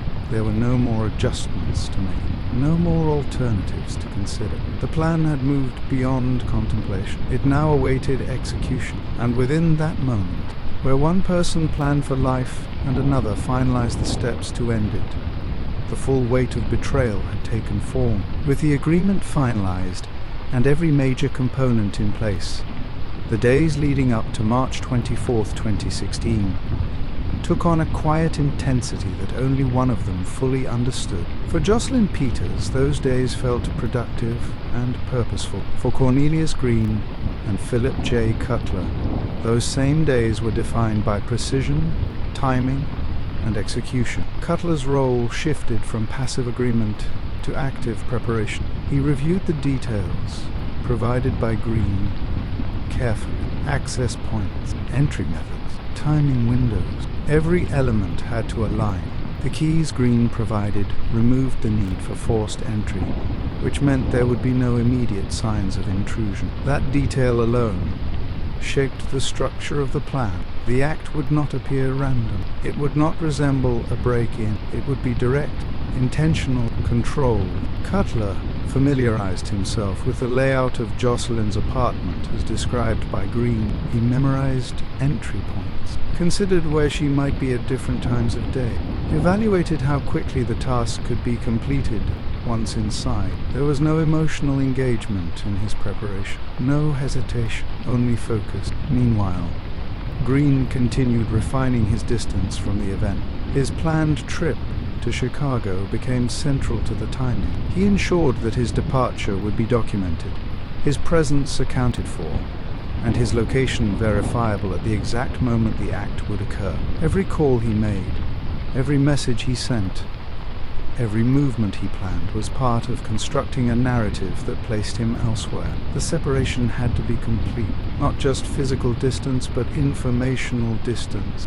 No trace of coordination, no evidence of direct involvement. To Jocelyn, his absence was temporary and understandable. She adjusted her plans around it without concern. She continued preparing for the baby shower, now only days away. The invitations she had written earlier were nearly ready to be sent out. Some were stacked neatly on the table. Others remained unfinished, waiting for final touches. Her notebook lay open beside them, filled with lists she reviewed repeatedly to ensure nothing had been overlooked. Guest confirmations, decor arrangements, food preferences. Everything is organized. Everything aligned with the future she believed was certain. Have you ever been so focused on preparing for something meaningful that you didn't notice how close you were to a turning point you could never anticipate? That was where Jocelyn stood. Her attention was directed entirely toward life ahead. At the same time, Green and Cutler moved forward with the final logistical details. Communication between them became more precise. Short exchanges, clear instructions, no unnecessary words. Green provided confirmation of timing windows, when Jocelyn would likely be home, when she would be alone, and when neighbors would be least attentive. Cutler acknowledged each detail without question. He prepared himself mentally for the task. Every step rehearsed, every movement considered. There would be no room for error. The method itself required quiet execution. Green had already considered the implications of noise, attention, and detection. This is where the earlier detail, the potato, became relevant. It was a simple object, common, unremarkable. Yet, in this context, it served a specific purpose. Cutler understood how it would be used. A makeshift silencer, a way to reduce the sound of the shot, minimizing the risk of drawing attention in a residential setting. The simplicity of the tool mirrored the calculated nature of the plan. Nothing elaborate, nothing excessive, only what was necessary, and all of it had been placed within reach through actions Jocelyn had taken unknowingly. That detail remained one of the most profound elements of the entire sequence. Her trust had not only opened the door for access, it had contributed to the method itself. Green had accounted for everything he could control: timing, access, tools, distance. What remained was execution. As March 24 approached, the alignment of schedules became critical. Jocelyn's routine remained consistent. She spent the morning hours teaching, the afternoon preparing at home, the evening reviewing her notebook and finalizing plans. There were no deviations, no changes that would disrupt the plan. For Green, this consistency reinforced confidence. For Cutler, it provided predictability, and predictability allowed for precision. On the evening before the planned execution, Jocelyn sat at her table once again, reviewing the invitations. She adjusted wording, checked addressing, ensured everything was ready for distribution. Her focus was steady. Her environment is calm. The space around her reflected preparation and anticipation. At the same time, Cutler finalized his own preparations. He confirmed access, reviewed timing, ensured he had everything required to complete the task efficiently. His mindset remained detached. The plan had been reduced to steps, nothing more, nothing less. Green, now physically removed from the immediate environment, maintained communication only as necessary. He avoided any interaction that could create a record of coordination at the wrong moment. Every decision at this stage reflected one priority: completion without connection. Have you ever considered how planning, when stripped of emotion, can transform an unthinkable act into a series of steps that feel procedural to those involved? That transformation had fully taken hold here. By the time the morning of March 24 arrived, everything was in place. Jocelyn began her day like any other. She prepared for work, reviewed her lesson plans, moved through her routine with the same care she always had. Nothing felt different to her. Nothing suggested that this day would be unlike the others she had lived. Meanwhile, Cutler moved closer to execution. His actions were deliberate, measured, aligned with the timing Green had established. The keys provided ensured his entry would be seamless. No forced access, no disruption. Just a quiet approach to a place that, to Jocelyn, represented safety. The final alignment of time, access, and intention had been achieved. All that remained was the moment itself, and in that narrowing window, where preparation gave way to action, the full weight of what had been set in motion was about to unfold. March 24th, 2016, began like any other morning in Jocelyn Peters' apartment. Sunlight filtered through her living room curtains, illuminating the open notebook on the kitchen table. Pages filled with guest names, gift ideas, and notes about Micah Lee were scattered neatly across the surface. She moved with purpose, folding invitations, checking addresses, and reviewing her checklist for the baby shower. The hum of daily life, coffee brewing, the distant sounds of traffic, the occasional chirping of birds, filled the apartment with normalcy. Everything appeared ordinary, everything appeared safe. To Jocelyn, the day represented preparation, anticipation, and the quiet joy of looking forward to welcoming a child into the world. She paused to sip her coffee, her hand resting briefly on her growing belly. Micah Lee. The name felt tangible now. No longer an abstract concept, but a living presence within her. She smiled softly, imagining the future she had envisioned. A life full of laughter, love, and simple, meaningful moments. Meanwhile, Cornelius Green's absence was seamless. His Chicago trip, carefully documented, reinforced the perception that he was elsewhere, busy with obligations that would take him away from the immediate environment. Jocelyn noted his absence only as a minor inconvenience, unaware that every detail of his trip had been planned to create distance, remove suspicion, and provide him with an alibi. Cutler, moving in the opposite direction, prepared for the final approach. The agreement with Green had been confirmed. Payment secured, access guaranteed, timing calculated. The quiet streets leading to Jocelyn's apartment carried him with precision. Every step is measured, every moment accounted for. He arrived at the building, pausing briefly to assess the entryway. No one appeared to be observing, no disruptions. The keys provided by Green allowed immediate access. The door to the apartment, once opened, would lead directly to the space where Jocelyn was unaware, entirely vulnerable, and fully immersed in preparations for her child. Cutler's focus was singular. Nothing distracted him from the task. He moved with a mechanical precision that reflected his detachment from the reality of the act he was about to perform. Meanwhile, inside the apartment, Jocelyn continued with her plans. She carefully folded each invitation, arranging them into neat stacks. She reviewed the guest list multiple times, double-checking spelling and addresses. She arranged the table, laying out small decorative items she had purchased specifically for the baby shower. Her mind, full of anticipation, did not stray from these details. Her trust in those around her was complete. She assumed her partner, Green, was away on a legitimate work trip. She assumed the space around her was secure. Her reality and the intentions of those outside it were diverging at a pace she could never detect. The morning hours moved forward. Jocelyn prepared small refreshments for herself as she continued working on her invitations. The notebook lay open, a silent witness to the life she was creating and the plans she was solidifying for Michael Lee. At that precise moment, Cutler arrived at the door. He held the keys Green had provided. No force, no hesitation. He entered the building with confidence, knowing that the next steps required only access and execution. The hallways, quiet and unoccupied, mirrored the calculated nature of the plan. Each movement was measured, timed, and rehearsed. The psychological contrast between their experiences at that moment could not have been greater. Jocelyn, I'd every house down, fathers. Immersed, spoiled, wikes immersed in joy.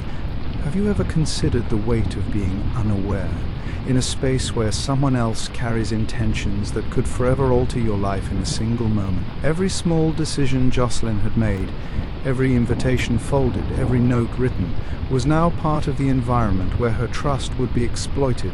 Cutler paused briefly at the door to her apartment, taking in the quietness of the hall. No sound indicated she was aware of his approach. No signal indicated interruption. Inside, Jocelyn moved on with her preparations. She adjusted the position of the invitations on the table, ensuring they were organized and visually appealing.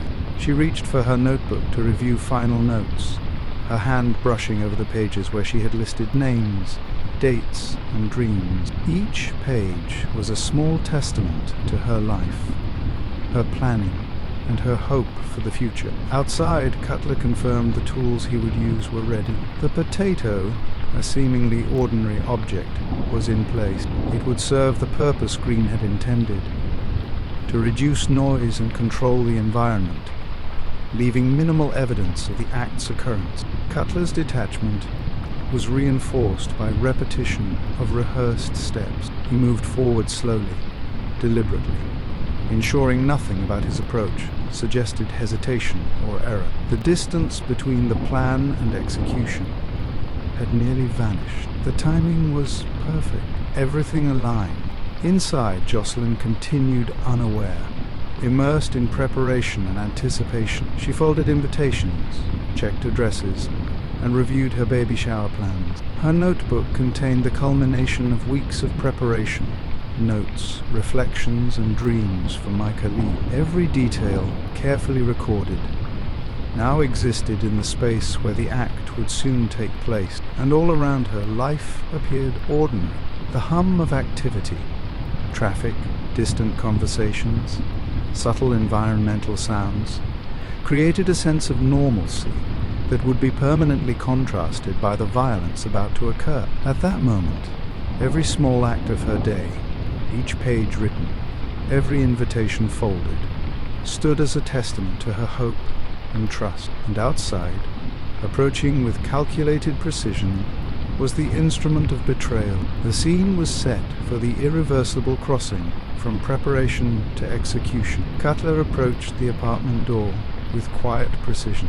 No hesitation, no emotion. Just the task that had been rehearsed, agreed upon, and funded weeks before. The keys provided by Green fit perfectly. The lock clicked open. Inside, the apartment remained calm and ordinary. Jocelyn Peters was seated at the kitchen table, surrounded by her notebook, folded invitations, and a few decorative items she had been arranging for the baby shower. She hummed softly to herself, unaware of the presence now in her space. Cutler paused at the threshold, surveying the room, the arrangement of the table, the open notebook. The invitations are meticulously stacked. To him, the scene had no significance beyond its function. Every movement had been planned, every detail aligned. Jocelyn reached for another invitation, adjusting the alignment of the envelopes. The room smelled faintly of coffee, warmth, and everyday life. Cutler moved silently toward her, every step deliberate and careful. There was no struggle, no sudden noise. The potato, ordinary in appearance, served its intended purpose, suppressing the sound of the weapon, reducing the likelihood of drawing attention. The moment hung in a suspended calm, the contrast between life and intention stark.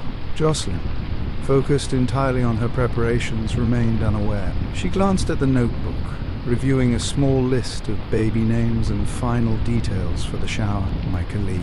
Every small step she took reinforced the life she believed she was building. Cutler positioned himself, steady, focused. The action that had been planned and rehearsed now required only completion. The fatal shot was delivered with precision. One single act, removing both Jocelyn and her unborn child in an instant.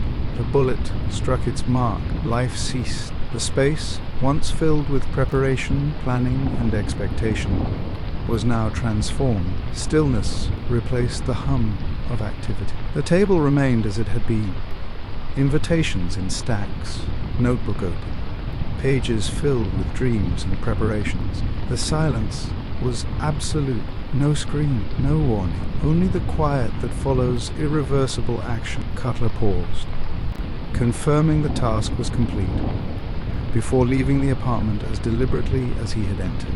The apartment remained untouched beyond the fatal event itself. No signs of forced entry, no disturbance beyond what the act had created. Everything about the scene reflected the careful planning, the control, and the detachment of those who orchestrated it. Jocelyn Peters, once immersed in preparations for a life she trusted, had been removed from the future she had envisioned. Micah Lee, never to draw breath in the world, had also been removed from that reality. The contrast between her focus and Cutler's execution is stark. Jocelyn, full of anticipation and trust. She, a premeditated act with mechanical precision. Have you ever considered how trust can be exploited so completely, leaving no opportunity for reaction? This is the moment where the betrayal fully crystallizes, where innocence meets calculated intent. In the aftermath, the apartment remained suspended in time. Invitations still on the table, notebook pages still open, life's small details untouched. Despite the irreparable loss, the ordinary surroundings amplified the weight of the act. Green's absence, documented and verifiable, ensured no suspicion would fall on him immediately. Cutler's departure was clean. The room contained only the echoes of what had occurred. For anyone observing from outside, everything appeared unchanged. But within, the consequences were absolute. Jocelyn's plans, her anticipation, her trust, all ended. The emotional impact of this moment is undeniable. Shock, betrayal, and irreversible loss converge here for the audience. The contrast between her preparation for life and the violent conclusion imposed upon it creates the highest tension point. This is where viewers are invited to reflect. How closely do you examine the trust you place in others? What signs might you overlook in someone you believe to be reliable? Take a moment to consider what you would have noticed, what questions you might have asked, and share your thoughts in the comments. What do you think was the biggest red flag in this story so far? The room, once a space of anticipation, now holds the weight of absence. Jocelyn's life and Michael Lee's future were contained within that quiet stillness. No one remained to witness the aftermath. No immediate reaction to the loss. The space remained exactly as she had left it, only now defined by the absence of life she had counted on. The stark normalcy underscores the betrayal. Every small object, the notebook, the invitations, even the potato used in execution, served as a reminder of how closely life and death can occupy the same space. The quiet environment magnifies the tension, the shock, and the realization that trust had been weaponized. This is the emotional peak of Section 4, where preparation, innocence, and daily routine intersect with deception, manipulation, and premeditated violence. It is a moment of maximum tension, and the turning point where the audience fully comprehends the magnitude of what has occurred. As the room remains still, the moral weight of trust, betrayal, and consequence settles into focus. The day after March 24th, 2016, began with normal routines outside the apartment of Jocelyn Peters. Neighbors moved through their lives, unaware of the absence within her home. Inside, stillness had taken residence where life had once thrived. It was a friend, concerned at not receiving responses from Jocelyn, who first noticed the abnormal silence. Attempts to call went unanswered. Messages left on voicemail were ignored. Even the small signs of daily life, bags by the door, a coffee mug in its usual spot, remained undisturbed. Concern escalated. The friend contacted a family member. The mother of Jocelyn Peters arrived, expecting a brief check-in, a visit like so many others. She walked through the door, expecting the warmth and energy she always associated with her daughter. Instead, she found the apartment frozen in a moment of preparation. The invitations remained stacked. The notebook lay open, pages filled with plans, names, and dreams. The air carried the faint scent of coffee and the lingering reminder of everyday activity, yet beneath that ordinary surface was the devastating truth. Jocelyn Peters was no longer alive. Her mother's shock was immediate, visceral. The realization that both Jocelyn and Michael Lee had been removed from the world they were preparing to enter overwhelmed her. The police were called, and the apartment became a scene of investigation. From the very beginning, investigators recognized the focus had to be close to the victim. There were no signs of forced entry. Nothing had been stolen. No neighbors had observed unusual activity. This suggested someone known or someone trusted was involved. Investigators began methodically piecing together the last known interactions, habits, and relationships in Jocelyn's life. They examined phone records, tracing calls and messages over the days and weeks prior to the murder. Financial records were also scrutinized, revealing discrepancies that raised further questions. Funds from a school fundraiser were unaccounted for, and their movements corresponded to the timing of Cutler's engagement with Green. Travel patterns were also analyzed. Cornelius Green's documented trip to Chicago initially appeared legitimate, but cross-referencing phone data, locations, and communications indicated coordination beyond casual travel. The pieces began to connect, revealing a pattern of deliberate preparation, deception, and control. Investigators focused on motives, examining relationship dynamics, emotional context, and opportunity. It became clear that the act had not been spontaneous. The evidence suggested careful planning and external assistance. Through persistent investigation, law enforcement established the connection between Green and Cutler. A long-standing friendship, previous interactions, and documented communications demonstrated a level of familiarity sufficient to support conspiracy. Each element, financial transfers, travel inconsistencies, phone communications, built a clear chain of reasoning linking Green to the act carried out by Cutler. Once the investigation revealed these connections, authorities moved toward arrest and indictment. Green was charged with conspiracy to commit murder for hire, and murder for hire resulting in death. Cutler, as the individual who executed the plan, was charged and brought to trial. Both faced the culmination of evidence gathered from financial transactions, witness statements, and physical proof of planning. Courtroom proceedings illuminated the meticulous nature of the crime. Green ultimately entered a guilty plea, admitting to orchestrating the murder and hiring Cutler to carry out the act. He acknowledged the full scope of his actions, including the financial and emotional manipulation that facilitated execution. Cutler's trial proceeded with evidence presented by the prosecution detailing the deliberate entry, use of tools, and execution of the plan. The jury evaluated every element: the keys, the potato, the timing, and the coordination with Green. Cutler was found guilty, with the verdict affirming the intentional, premeditated nature of the crime. Sentences reflected the severity of both the emotional and societal impact.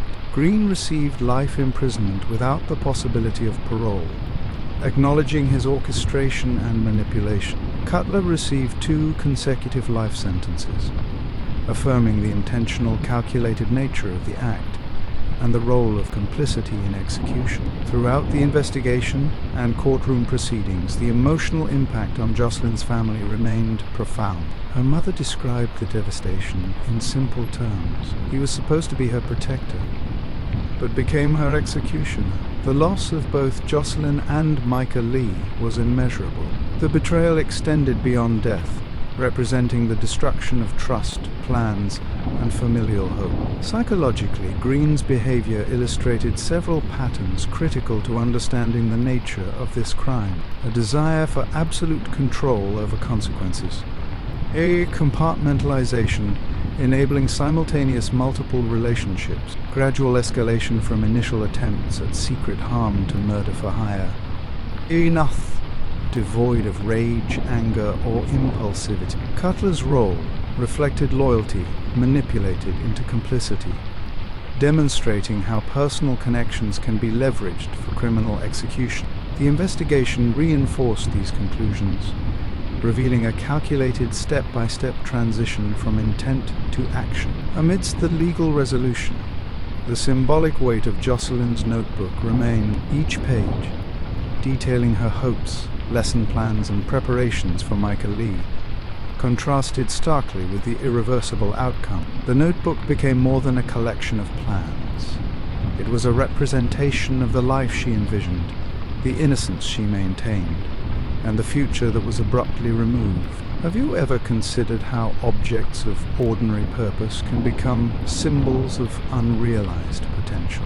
The notebook, ordinary to any observer, held the essence of trust, hope, and planning that had been violated by deliberate deception. As the trial concluded, broader societal lessons emerged. Trust must be measured, awareness maintained, and actions examined carefully, even within relationships that appear nurturing and stable. The commentary from the courtroom and investigators highlighted the dangers of emotional manipulation, secrecy, and compartmentalized deceit. Even those with positions of authority and apparent moral grounding, like Green, can make choices that inflict profound harm when personal consequence outweighs conscience. Reflection on these patterns invites viewers to consider the subtle ways manipulation can occur in everyday life, emphasizing vigilance, awareness, and self-protection. The initial hours following the discovery of Jocelyn Peters' body were filled with controlled urgency. Police arrived, methodical and silent,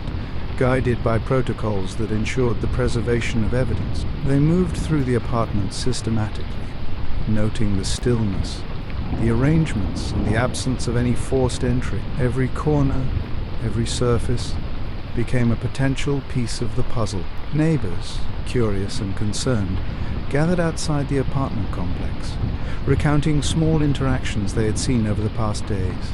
Jocelyn leaving for work, a brief wave from Green as he visited, smiles shared with friends. Nothing appeared unusual, but the stark reality within the apartment painted a different story. The first investigators to enter were struck by the contrast. Ordinary objects in ordinary order. Yet at the center, the irreversible evidence of an extraordinary crime. Jocelyn's notebook lay open, a stark reminder of the life she had planned. Lists of baby names, lesson plans for her students, and small personal reminders reflected her attention to detail and anticipation for the future. Investigators carefully photographed every page, every envelope, every item on the kitchen table. It was crucial to preserve not just physical evidence, but the emotional context that illustrated the premeditated nature of the act. Early interviews with family and friends revealed the depth of Jocelyn's trust in Cornelius Green. Her mother described Green as charismatic, intelligent, and someone we believed would protect her. Statements highlighted the devastating irony of betrayal by someone so close, someone who had been allowed into every aspect of her life. Investigators expanded their focus to include Green's financial and digital records. They discovered missing funds from a school fundraiser, tracing the transactions to identify any irregularities. Cross-referencing with phone records revealed patterns of communication between Green and Cutler. Their messages indicated coordination consistent with planning, payment, and execution of the act.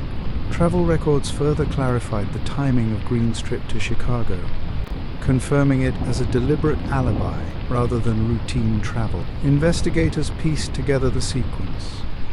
Funds moved from the school account. Green contacted Cutler. Payment arranged for the planned act. Execution carried out while Green maintained a verifiable distance. The financial and digital trail made the orchestration unmistakable. Once the links were established, authorities moved to formal arrest and indictment. Green was charged with conspiracy to commit murder for hire and murder for hire, resulting in death, with the case emphasizing both planning and financial orchestration. Cutler faced charges for the execution itself, with evidence demonstrating premeditation and deliberate entry into Jocelyn's apartment. Courtroom proceedings began with detailed recounting of the timeline, financial transfers, and communications between Green and Cutler. Prosecutors presented every element.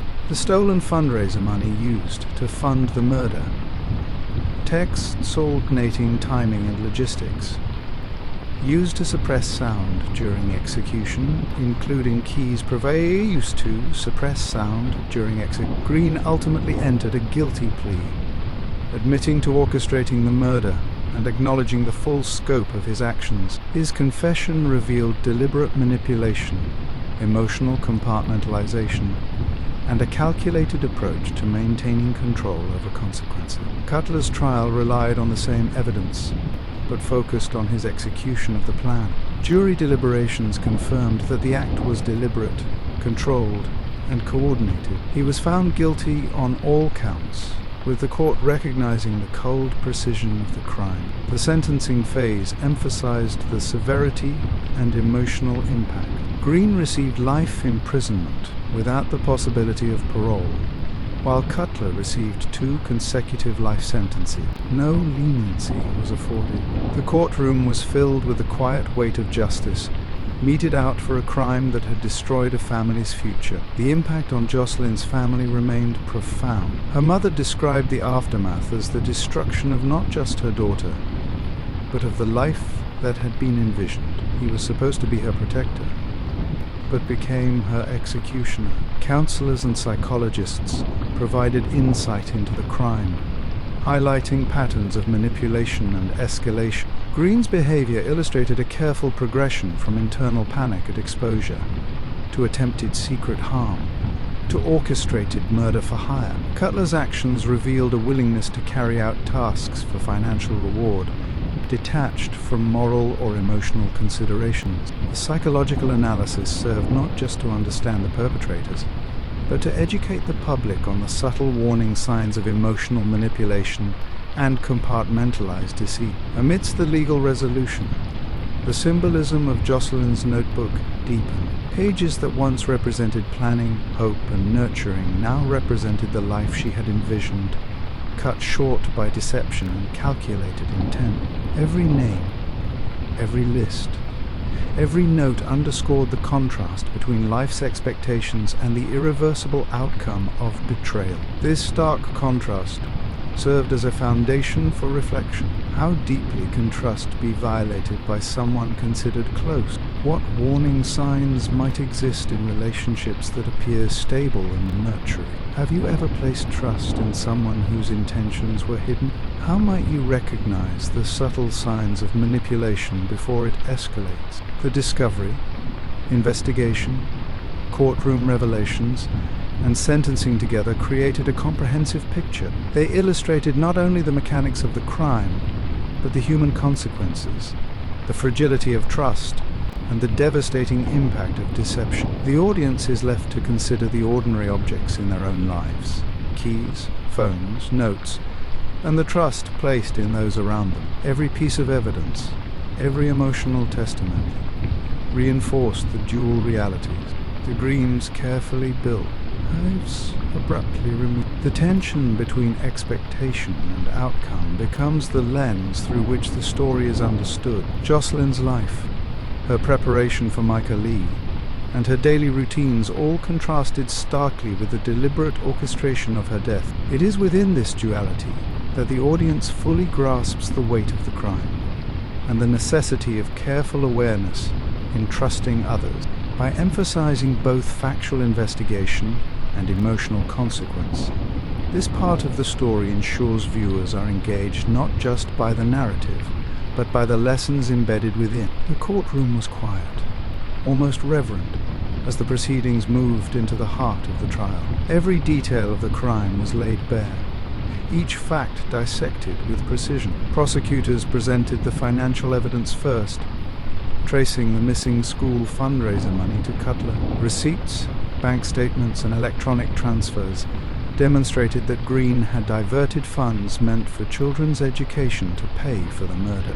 This revelation hung in the air, a stark reminder of betrayal layered on top of premeditation. Witnesses were called to recount communications between Green and Cutler. Messages revealed the planning and chronological sequence, how keys were exchanged, timing arranged, and tasks delegated. Every text, every call reflected meticulous coordination. The jury observed the pattern of deception, noting how Green's outward charm and professional authority masked his calculated intentions. Cornelius Green took the stand. He spoke calmly, measured, and unflinching as he admitted his orchestration. "I wanted control," he said simply. "I could not allow consequences to threaten the life I had built for myself. I made choices, and those choices led to actions I now accept." His detachment, the separation of morality from action, was chilling in its clarity. He explained the small attempts to harm Jocelyn's unborn child, the research into subtle poisoning, and how those plans failed. Then came the escalation, hiring Cutler, transferring the money, providing keys, and timing the execution. Green's confession left no ambiguity. Every step had been deliberate. The psychological profile became clear in real time. Control over consequences had overridden empathy. Compartmentalization allowed him to maintain multiple relationships without immediate guilt. Escalation was deliberate, not impulsive. Instrumental violence was a methodical tool, executed without rage or spontaneous intent. Cutler's trial followed a similar path, with focus on execution. Witnesses described how he approached the apartment, the methodical entry, and the act itself. Evidence of the potato used as a silencer, the alignment with Green's travel, and the planning all highlighted the calculated nature of the crime. The jury's deliberation was measured, but firm. Cutler was found guilty, the verdict confirming premeditation and deliberate participation in a murder-for-hire scheme. The courtroom held its breath as the sentences were announced. Green received life imprisonment without the possibility of parole. Cutler received 2 consecutive life sentences. The gravity of the outcomes weighed heavily on the family present. Jocelyn's mother, seated in the courtroom, remained silent for a moment, then spoke softly to herself. Everything he promised, every smile, every plan, all stolen, all gone. The emotional devastation was complete, not just in losing Jocelyn, but in the violent destruction of a future that included her unborn child, Micah Lee. Outside the courtroom, counselors provided context. They explained that intimate betrayal, especially by someone trusted, often causes more profound emotional damage than the act itself. Green's manipulation had created layers of confusion and trust violation, leaving lasting trauma for those who loved Jocelyn. The notebook, which had been central to the apartment scene, re-emerged as a symbolic anchor. Investigators had preserved it, and in court, the pages were presented as evidence of ordinary life interrupted by extraordinary cruelty. Each page illustrated planning, lessons for students, baby names, and personal hopes for the future. The stark contrast between these pages and the criminal actions demonstrated a life stolen not by chance, but by calculated intent. Family members reflected on this symbolism, describing it as both heartbreaking and instructive. It was a reminder of the fragility of trust, the cost of deception, and the importance of awareness. Could you recognize subtle signs of manipulation? If someone you trusted began to conceal dangerous intentions, how would you respond if ordinary routines hid extraordinary betrayal? The court proceedings also highlighted societal lessons. Authority and charm are not guarantees of morality. Financial misconduct can extend beyond ordinary theft, intertwining with personal violence. Planning and patience amplify the danger of emotional deception. The psychological breakdown presented during the trial reinforced these patterns. Green's actions were neither sudden nor impulsive. They were deliberate, escalating, and insulated by his control over external perception. Cutler's participation highlighted how loyalty, twisted into complicit action for reward, can transform ordinary relationships into instruments of harm. For the audience, the juxtaposition was stark. Life meticulously prepared by Jocelyn versus life meticulously destroyed by those she trusted. The notebook remained a silent witness. Its pages, once filled with hope and love, now symbolized the consequences of misplaced trust and the necessity of vigilance. The emotional tension in the courtroom, combined with the factual evidence, underscored a central truth. Evil does not always announce itself loudly. Sometimes it operates in silence, hidden behind normalcy, charm, and seeming devotion. This story emphasizes the full spectrum, from meticulous planning, emotional manipulation, and financial orchestration, to the irrevocable human cost and the moral reckoning that follows. The courtroom was silent as the judge prepared to deliver the final sentences.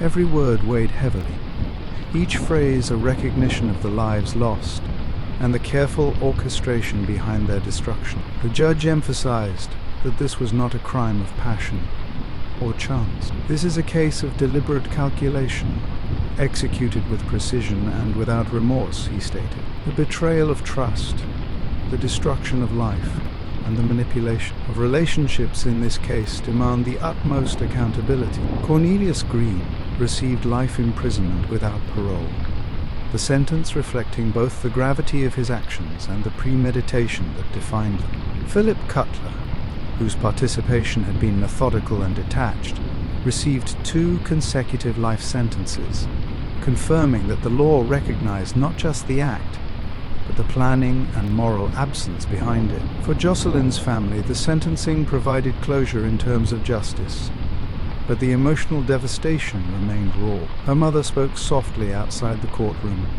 surrounded by friends and counselors, reflecting on the complexity of grief. It's more than losing Jocelyn. It's the life she had planned that's gone. It's the trust she placed in someone who should have protected her. That loss is something we carry every day. Counselors explained that when someone trusted manipulates and harms another so completely, the emotional trauma often lasts longer than the legal process. The duality of trust and betrayal became a focal point for understanding human relationships. Meanwhile, the notebook remained at the center of the story's symbolism. Investigators had preserved it carefully, and during the trial, every page became a testament to Jocelyn's intentions, her love, and her planning for Micah Lee. Lesson plans, baby names, and small personal notes underscored a life filled with hope and routine, abruptly halted by premeditated violence. The audience is invited to consider the notebook not just as an object, but as a mirror of human vulnerability. The dreams meticulously built, trust generously given, trust meticulated. How often do we place trust in people whose intentions we assume are aligned with ours? Could ordinary objects in our lives, notes, plans, keys, ever hide danger? The moral clarity of the case emerges as the narrative comes full circle. Evil does not always announce itself loudly. It can appear as devotion, as stability, as love. Cornelius Green, a man educated, respected, and entrusted with the care of students, had chosen control and self-preservation over life, morality, and loyalty. Phillip Cutler, his accomplice, had converted loyalty into criminal action, removing emotional hesitation to carry out the fatal plan. Jocelyn's life, filled with hope and plans, illustrates the stark contrast between human expectation and human betrayal. Her daily routines, her lessons, her anticipation of motherhood, all stood in opposition to the calculated orchestration that ended her life. In reflecting on the story, viewers are challenged to examine relationships and trust in their own lives.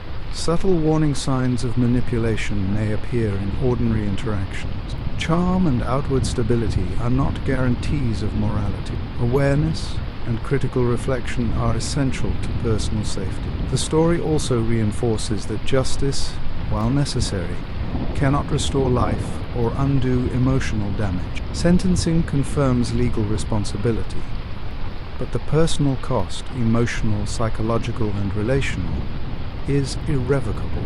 The notebook, once an emblem of planning and hope, now serves as a lasting reminder of lessons lost and lessons learned. Families, communities, and individuals are encouraged to recognize the importance of awareness, vigilance, and discernment in all relationships. If you found this story compelling, please share your thoughts below. Have you ever questioned the intentions of someone you trusted? Comment, like, and subscribe to explore more stories that reveal the lessons behind true events. The final twist in the narrative remains hauntingly simple. Jocelyn never saw it coming. Her trust was complete, her life planned, her intentions pure, and yet the very person she had believed would protect her orchestrated her death with cold calculation. The emotional weight is balanced with the moral lesson. Love and trust, while beautiful, require awareness and discernment. Evil does not always look dangerous. Sometimes it looks like love. By reflecting on Green's calculated actions, Cutler's detachment, and the destruction of Jocelyn's dreams, the audience is left with a clear understanding of both human behavior and the importance of cautious trust. The narrative concludes not merely with the crime, but with an educational and emotional resonance, encouraging viewers to learn from the tragedy. The story honors Jocelyn's memory by emphasizing the life she built, her dedication, and the dreams she nurtured. In every lesson plan, every baby name, every note in the notebook, Jocelyn's presence endured. The audience is reminded that the most compelling stories are not always about how someone died, but about how they lived and what can be learned from the lives they touched. As the final words of the trial echo, the reflection remains. Trust is precious. Love is profound. Awareness is essential. And the lessons from Jocelyn Peters' life and death linger as both a warning and a guide.